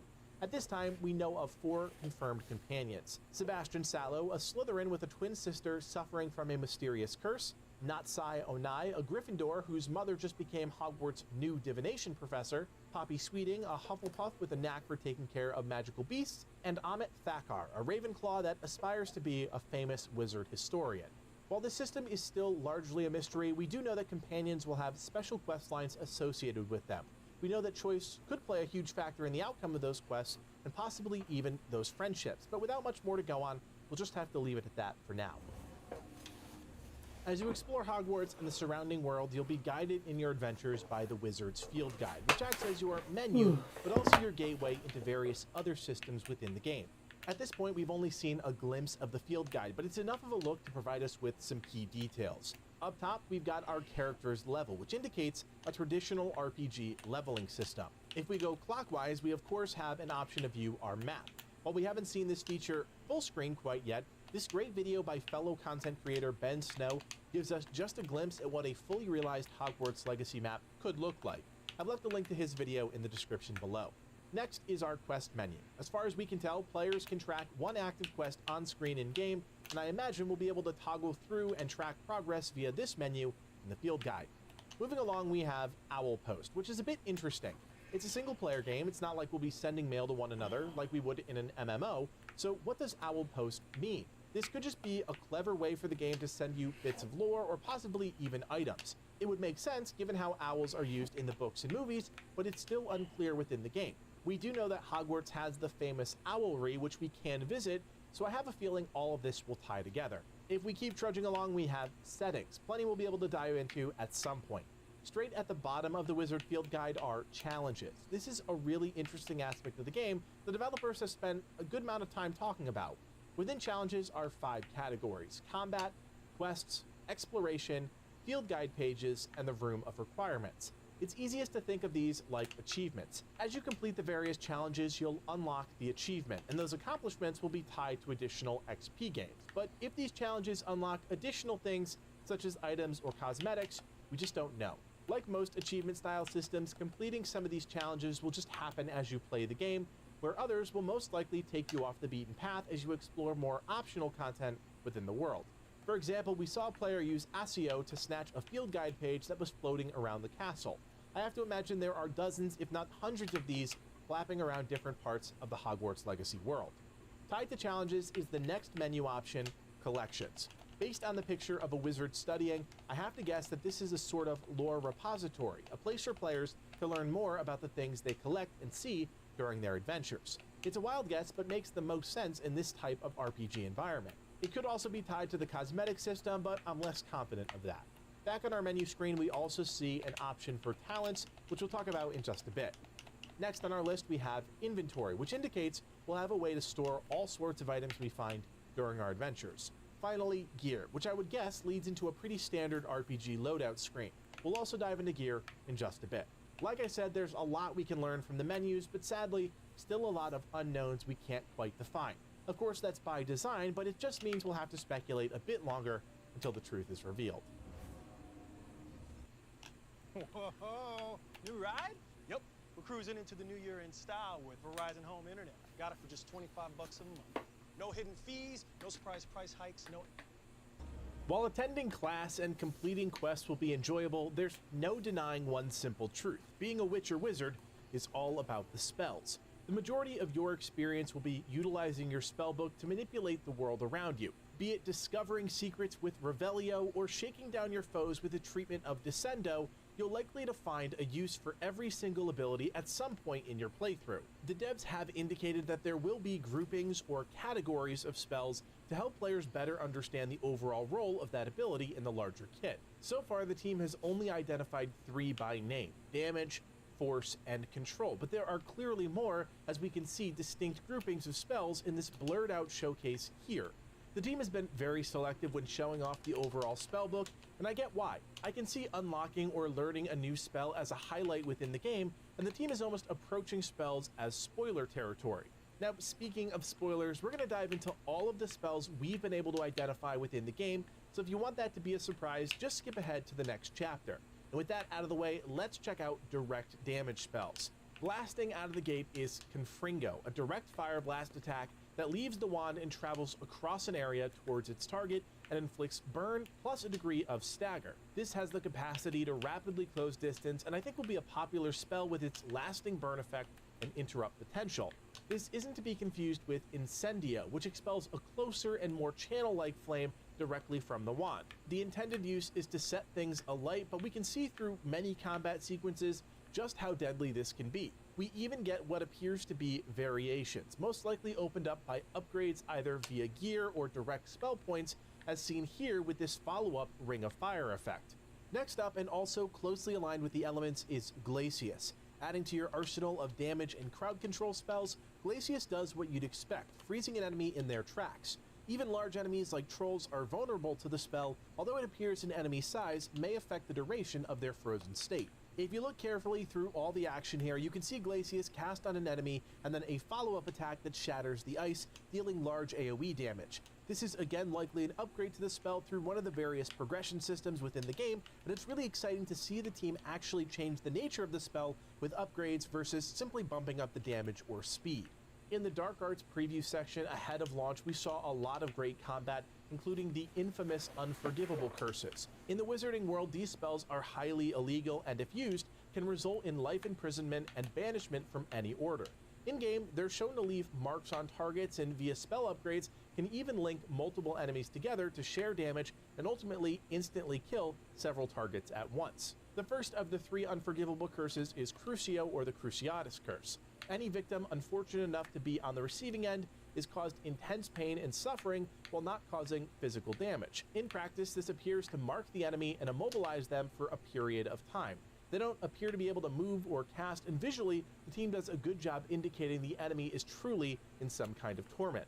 Next up is Imperio, or the Imperious curse, used to control anyone under its effect to do the bidding of the caster. It's not obvious in the showcase if you have any sort of direct control over the affected target, but at the very least, it seems they'll be able to attack whomever you're currently focusing on and use something from their ability kit.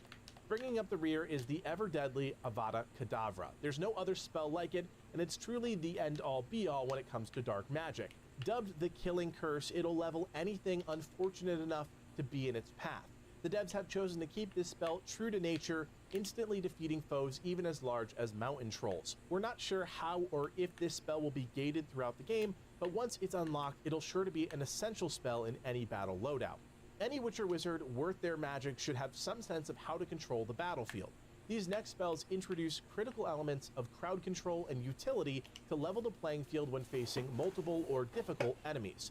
Let's take a look at possibly one of the most famous of these spells, Leviosa. When used, you lift an enemy or object into the air, which takes them out of the fight for a period of time, unable to cast or move. Use this to great effect to escape a situation or further engage a group. This pairs nicely with something like Descendo, especially when fighting groups of enemies. The spell is meant to lower or drop something from the air, but when used on ground targets, it's essentially bouncing them off of the ground and leaves them suspended, also removing them from combat for a few moments. These two spells combined can give you a huge advantage when trying to isolate targets and improve your odds of success. I'm sure you've started to pick up on the combo potential here. It may be difficult to string all of this together, and that's where the team introduces your basic strike. This is meant to be a combo filler and hit foes with a basic attack. After blocking a spell, you can then counter with a full-blown Stupefy, which temporarily staggers the target. Basic strikes don't take up a spell slot and are used to string together multiple major spells. Stupefy is also an independent ability that doesn't take up a combo slot, but instead is tied directly to the counter function. One of my all-time favorite combos that we've seen so far is probably the Disarm and Command attack duo. Disarming opponents is a basic dueling skill taught in school and one we've seen many times in combat. In this footage, we see our character use Expelliarmus to disarm one of the enemy guards and then use a combo of Apugno to command the now free sword to attack that target. It's such a satisfying use of objects in the game, and the devs did a great job including this level of detail. If you look close, you can see Apugno being linked to the R1 button, indicating it will be a built-in function once unlocked. Another nice quality of life ability that doesn't take up a spell slot. The next duo that will see frequent use is the Accio and Depulso spells for both utility and combat. Accio is on full display, being used to draw objects closer to you. You'll utilize this for solving puzzles, traversing the environment, and in combat to weave into various combo attacks. In the same vein, Depulso will push objects away from you, including enemies. I can imagine we'll see more of this spell in combat, as it'll be a great way to quickly make space between you and enemies that try and get too close or deal their damage, such as trolls or animals. If you find yourself overwhelmed at the speed of an enemy or just need to eke out a little more crowd control, you'll find Arresto may be worth a cast. You'll slow down your opponent's cast and movement abilities and render them pretty much useless for a short period of time. We've seen this work both on the ground or in the air, and looks like a subtle but effective way that may just give you the small advantage you need to walk away from the battle alive. Another utility/combo spell is the cutting spell, or Defindo. You'll use this to cut or split objects throughout your gameplay, but we've seen this almost exclusively used in combat from the footage so far. Its signature slash animation can be seen flying towards an opponent, and when it lands, looks to push an enemy backwards as a stagger and interrupt effect. Now, it wouldn't be much of a wizard showdown if you couldn't somehow defend yourself. This is where Protego comes to your aid. This appears to be the basic parry mechanic within the game. As you engage enemies and dueling partners alike, you'll receive notifications of incoming attacks, which you can parry and even follow up with a counterattack. The devs have dropped some clues that suggest upgrades are possible for this ability, but nothing we've seen confirmed or fleshed out quite yet. Next up, we have something that complements the stealth play style. When used, Petrificus Totalis will completely paralyze the target, causing them to go stiff and unable to move. Technically, they remain fully conscious and aware of what's happening, they just can't do anything about it, which sounds awful. We see here the spell is highlighted by name as you creep close to your target, again, hinting that this may not take up a spell slot, but instead remain a situational trigger to be used within a certain range of enemies or during stealth. Before we close out the offensive ability list, we gotta talk about the Ancient Magic bar. As your character progresses, you'll unlock various abilities linked to Ancient Magic that can be used in encounters. Engaging enemies charges up your Ancient Magic meter, and we're told at least 2 ways to build up this faster: performing successful combos, and by picking up magic essences dropped by enemies. Once one of these bars are full, you'll have the ability to unleash a powerful and often deadly attack on an unsuspecting foe. You don't get to select which ability this is, rather the effect is determined by the type of enemy you're casting it on. This is a really fun way the team has introduced more offensive abilities into the game without taking up a dedicated spell slot, and we're excited to see what different effects Ancient Magic has on the various enemy types. As we wind down towards the end of confirmed spells, we venture into almost exclusively utility spells that most likely won't see combat, but are rather used to aid the caster in different environmental situations. The Disillusionment Charm opens up a true stealth playstyle within the game, allowing players to blend in with their environment. The next utility spell we know of is Revelio. We know this will be a quick slottable spell on the D-pad as shown through various in-game footage. Aside from story progression, we'll use the spell to reveal collection items such as field guide pages, hidden doors and pathways, as well as any number of secrets hidden throughout the game world, maybe even people or creatures. Finally, the well-known Lumos or Illumination spell. Expect to use this often to light your way down a dark path in the Forbidden Forest, highlight wall writing while in the depths of a cave or dungeon, or simply illuminate your way around the castle after hours. Let's end with a little speculation. While not directly confirmed as a player spell, we do see Reparo several times throughout the footage. We're going to make an assumption here we'll be granted use of this spell, as it can be an essential way to repair broken objects like bridges or stairways to reach otherwise inaccessible areas. What's a good RPG without a progression system? Hogwarts Legacy promises a few, and I think they're going to play a massive role in how effective we are during some of the most chaotic moments of the game. First, keep in mind Hogwarts Legacy does have a more traditional difficulty system. Players can choose how easy or hard they want the game when creating their character. There's even a story mode for those casual gamers that just want to experience Hogwarts Legacy without all of the extra stress of intense combat. At the moment, there are really 3 systems that I want to highlight, and I imagine they'll all be wildly important once we go hands-on with the game. The first system are talents, and while we haven't seen how deep this system goes, it's safe to assume the developers are following a rather traditional path here. As you level up, you'll gain talent points, which you can then allocate within 5 talent trees. At the moment, we know of 3 talent categories: the Room of Requirement, Stealth, and Core. While the last 2 talent trees have yet to be confirmed, it's speculated that one focuses on Ancient Magic, the system we talked about in the spells section, and Dark Magic, which has been a prominent theme throughout the road to release. While we don't know how talents will influence our gameplay, we do know that each tree has a distinct number of talents within it, and the range is quite dramatic. For instance, during this pre-release showcase, we see that Stealth only has 4 talents, whereas Core has 17. It's a wide range, which is interesting at face value, but until we see how the points influence our actions, it's hard to say with certainty. When it comes to talent systems, I'm a big fan of diversity that changes gameplay. If a system is just increasing passive stats 1% at a time, then you've pretty much lost me. But if each point I allocate drastically changes the way I experience the game, then I'm sold. I would imagine, and this is just a guess, that Hogwarts Legacy will eventually reward players with enough talent points to max out their character. I can't say I'm surprised if that's the direction they take, but after playing a few games with progression that makes you all-powerful, stripping away the challenge does make for a slightly cheapened experience. I'm not saying that's what's happening here, not yet, but the writing is on the wall. Another system tied to progression is gear. You might not expect a traditional gear system in a Hogwarts RPG, but sure enough, that's what players can expect. At this point, we know of 3 confirmed gear slots: gloves, scarves, and uniform. We also know that a head and glasses slot can be utilized, but it's unclear if that's purely cosmetic. Gear comes in different rarities, such as superb, extraordinary, and legendary. And that matters because it directly affects how much you can upgrade that piece of gear. By default, gear features either one offensive or one defensive stat. You can then use magical materials to upgrade that existing stat or unlock the other stat and upgrade it. Based on everything we've seen, it looks like each piece of gear will allow for 3 upgrades in total, which means you'll have to make careful decisions about how you want to upgrade each piece of gear. We don't know if players can manually reset their gear, so for now, we'll just assume our upgrade decisions are permanent. Gear also features traits. Think of these as passive bonuses that you can add to each piece of gear, improving something specific about the way your Witcher Wizard performs in combat.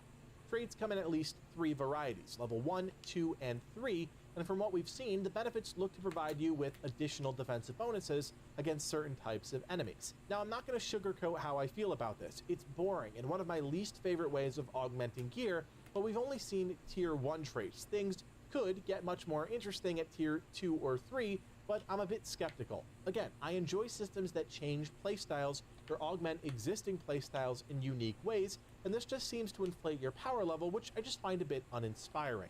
Nevertheless, gear is intimately tied to your character progression in the game, but it's also dependent on the third major progression system, the Room of Requirement. I'll admit, I love the way the developers are linking every system together. It doesn't always have to be incredibly deep to be engaging, especially if everything is working in harmony, and that's really how I see all the pieces coming together in Hogwarts Legacy. The Room of Requirement is one part useful, another part wild fan service, and while the latter is exciting, it's the former I really want to talk about. When you break it down, there are multiple aspects to combat that the Room of Requirement feeds into. On one hand, it's a hub for upgrading your gear. We spoke about that a short while ago. At some point in the game, you'll unlock an enchanted loom, which will give you access to this system. The Room of Requirement is also where you'll identify the gear that you find out in the world. Much like the Deckard Cain system from Diablo, players will need to bring mysterious gear back to the identification station to be revealed. How and where we get all of this gear, well, that's still a mystery, but based on everything we've seen, there will be plenty to collect. To upgrade your gear, you'll need special crafting reagents. These are provided primarily by magical beasts. Throughout the world will be opportunities to rescue and tame these fantastical creatures, and if done successfully, you can bring them back to your menagerie within the Room of Requirement and care for them. The better you care for them, the more willing they are to provide you with their unique crafting reagent. Mooncalf fur, jobberknoll feathers, niffler fur, toadwarts, whooper feathers, these are all items players will need to upgrade their gear, and they're all provided by magical creatures. Within the menagerie, players will have the option to care for each beast they tame. This breaks down into a few simple functions: love, food, and enrichment. Much like the Harvest Moon games back in the 90s, you'll have the opportunity to pet, feed, and play with each creature, satisfying their basic needs, and in return, they'll provide you with their unique reagent. Some of these functions, such as feeding your magical creatures, can also be automated thanks to special utility items you can conjure within the space. Everything that you conjure in the Room of Requirement can be customized, tweaked, changed, the colors can be varied, but it all does have a cost, usually a moonstone. One aspect of the menagerie we haven't seen is breeding. We know it's a thing thanks to some info panels quickly rolled over during a gameplay showcase, but how it works, well, that is still a mystery. That being said, assume we'll be able to raise our own small army of nifflers or any other creature right from the comfort of the Room of Requirement. Within the room, you'll also be able to do so much more, like brew potions. Based on an earlier showcase of the game, there will be a budget for how many potion stations you can have in the room at one time, but this will provide you with an alternative way of creating items you would otherwise have to buy. Based on a few glimpses throughout various trailers and showcases, we can see that when brewing or growing anything in this space, the item will be set to a timer, a system we see most often in mobile games. Depending on the item that you're creating, that timer will fluctuate, which means you'll have to wait until the timer runs out before you can come back and collect the finished item. The same can be said about growing herbs and magical plants within the Room of Requirement. Potting stations allow players to grow combat plants like the Chinese chomping cabbage and the venomous tentacula, and as you can see, the same timer is associated with growing these items as well. Magical herbs, on the other hand, used in complex potions, can also be grown at a different station in the room. We got a great look at this in the December showcase a few months ahead of launch. There's no doubt the Room of Requirement will be a huge hit for players. Those looking to progress will maximize its potential, pushing its capabilities to the limit. More casual players, well, I think they'll just relish in all the cosmetic goodness the developers are throwing our way, creating a space they can completely customize to their heart's content. That being said, at some point, players will need to pull themselves away from Hogwarts and explore the world around the castle. This is easily one of the most intriguing aspects of the game. We've seen bits and pieces of the wizarding world throughout the books and movies, but the freedom the developers have to create something truly special is remarkable. During the December gameplay preview, the team showcased just how open world Hogwarts Legacy is, and this is something I think a lot of players that typically play open world games will be excited about. As the character is flying across the countryside around Hogwarts, we see small markers everywhere on the minimap. As most of you probably know, each marker is something to do, whether that's an NPC to talk to, a quest to start, or something else entirely. The developers are really smart about how they expose players to this too. While on a broomstick, players don't have unlimited vertical freedom and are, in fact, only allowed to hover above the ground, let's say 20 to 30 feet. While it may sound frustrating, this is actually genius because it forces the player closer to the action, giving them a taste of whatever content is right below them on the ground. Eventually, once players have their own magical flying creature, they will be able to explore the world without restriction, but the developers have confirmed that brooms will be a faster method of transportation. That being said, beast mounts can run on the ground as well as fly without restriction, so you tell me what's better. Players looking for an instant method of transportation can rely on something different, the Flu Network, which acts as the game's fast travel system. Unlocking Flu points is done by simply walking past them, and by the looks of things, there are dozens of them around the game world. We haven't seen the Flu Network in full effect quite yet, but based on the number of nodes we've seen in all the preview content, it looks like players will be able to zip around the world quickly, if they need to. Of course, this is an optional system, and if you'd rather ride on a broom or a hippogriff, you can do that. It's perfectly fine. One of the most iconic locations outside of Hogwarts is, of course, Hogsmeade, which seems to be a major hub within Hogwarts Legacy. While the Room of Requirement will provide you with the means to craft your own potions and grow your own herbs, you'll also be able to purchase what you need from the various shops and vendors. At Pippin's Potions, we can see that players will have access to reagents, new crafting recipes, and fully brewed potions. We also know that brooms and gear can be purchased from somewhere within the village. We don't have the exact location or shop at this point, but we got a glimpse of what some of those outfits might look like. There is still a lot of mystery surrounding Hogsmeade, and that's okay, because if they revealed everything ahead of launch, we'd have nothing to truly explore. What we know is that Hogsmeade will provide us with a wide array of content, from shops and vendors to new quests and combat opportunities. I also believe the story will bring us through Hogsmeade multiple times during our adventure. Hogwarts and Hogsmeade provide two of the main settings within the game, but the team isn't stopping there. In fact, there are quite a few wizard hamlets that dot the countryside around Hogwarts. These are smaller villages that actually seem to have quite a lot going on.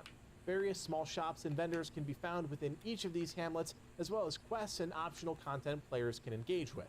It's safe to assume all of these will feed into the progression system, rewarding items and XP, as well as providing players an opportunity to fill out that wizard field guide we talked about before.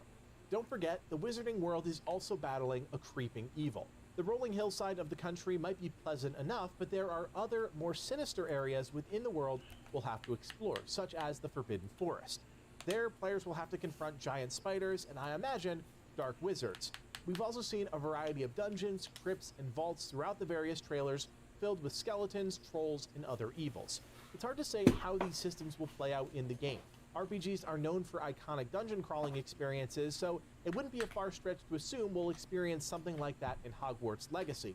With all the secrets scattered around the wizarding world, I bet some of these encounters are actually right under our nose at Hogwarts as well. I have to imagine these types of environments will not only tie into the main story, but will also be the backdrop for some fantastic loot, whether it's gear, items, or something else entirely. If you're still with us, thank you. I know that was a lot to talk about, but that's actually a good thing. One sign that a team is confident in their game is the willingness to show off and share information, and that's exactly what the Portkey Games team has done leading up to launch. The idea of a Harry Potter RPG is something that people have been talking about for years, and the fact that we're so close to living out that fantasy is beyond exciting. Everything we've seen, from the mysterious story to the beautifully realized castle to the interesting interconnected systems, have us excited to play the game, and if you're still watching, I assume you're excited as well. With so much to wrap our heads around, I'm curious, what are you most excited about for Hogwarts Legacy?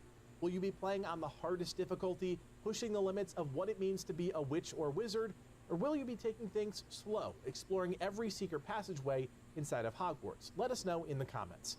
Of course, we'll be covering the game top to bottom here on the channel, so if you're interested in more Hogwarts Legacy videos in your feed, do me a solid and hit that thumbs up and consider subscribing.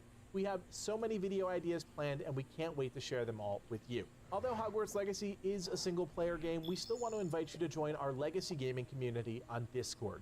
We recently revamped the entire server with a special section just for Hogwarts Legacy, so check out the link below and join today.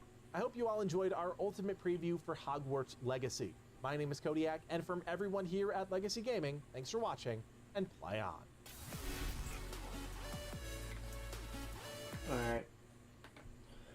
Well, I think that does it for us this evening.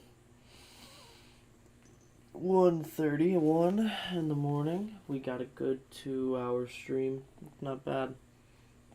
So the thing is, I've been playing this on my Switch. I'm probably gonna end up putting my Switch away until I get back on campus. I bring all my consoles with me. That's why I don't really stream or anything. I've tried streaming on campus. It did not work at all. I need like a hotspot or something, so I'm going to leave all my streaming stuff here. But I will bring my PS5 back when this game does come out. Because literally 2 of the 3 big games I want this year are both for the PS5. Or I want for the PS5. Hogwarts Legacy and Spider-Man 2. Now that I'm thinking about it, do I get it for the PS5 or the Xbox? I don't have the storage on the Xbox. I gotta do it on the PS5. But yeah, I hope you guys enjoyed. This was actually really fun for me. Getting to sit down and play these games and listen to them talk, chit chat. It was all fun. It was actually a lot of fun. But I'm gonna put on a movie, go to bed. And I'll see you all in the next one. Deuces.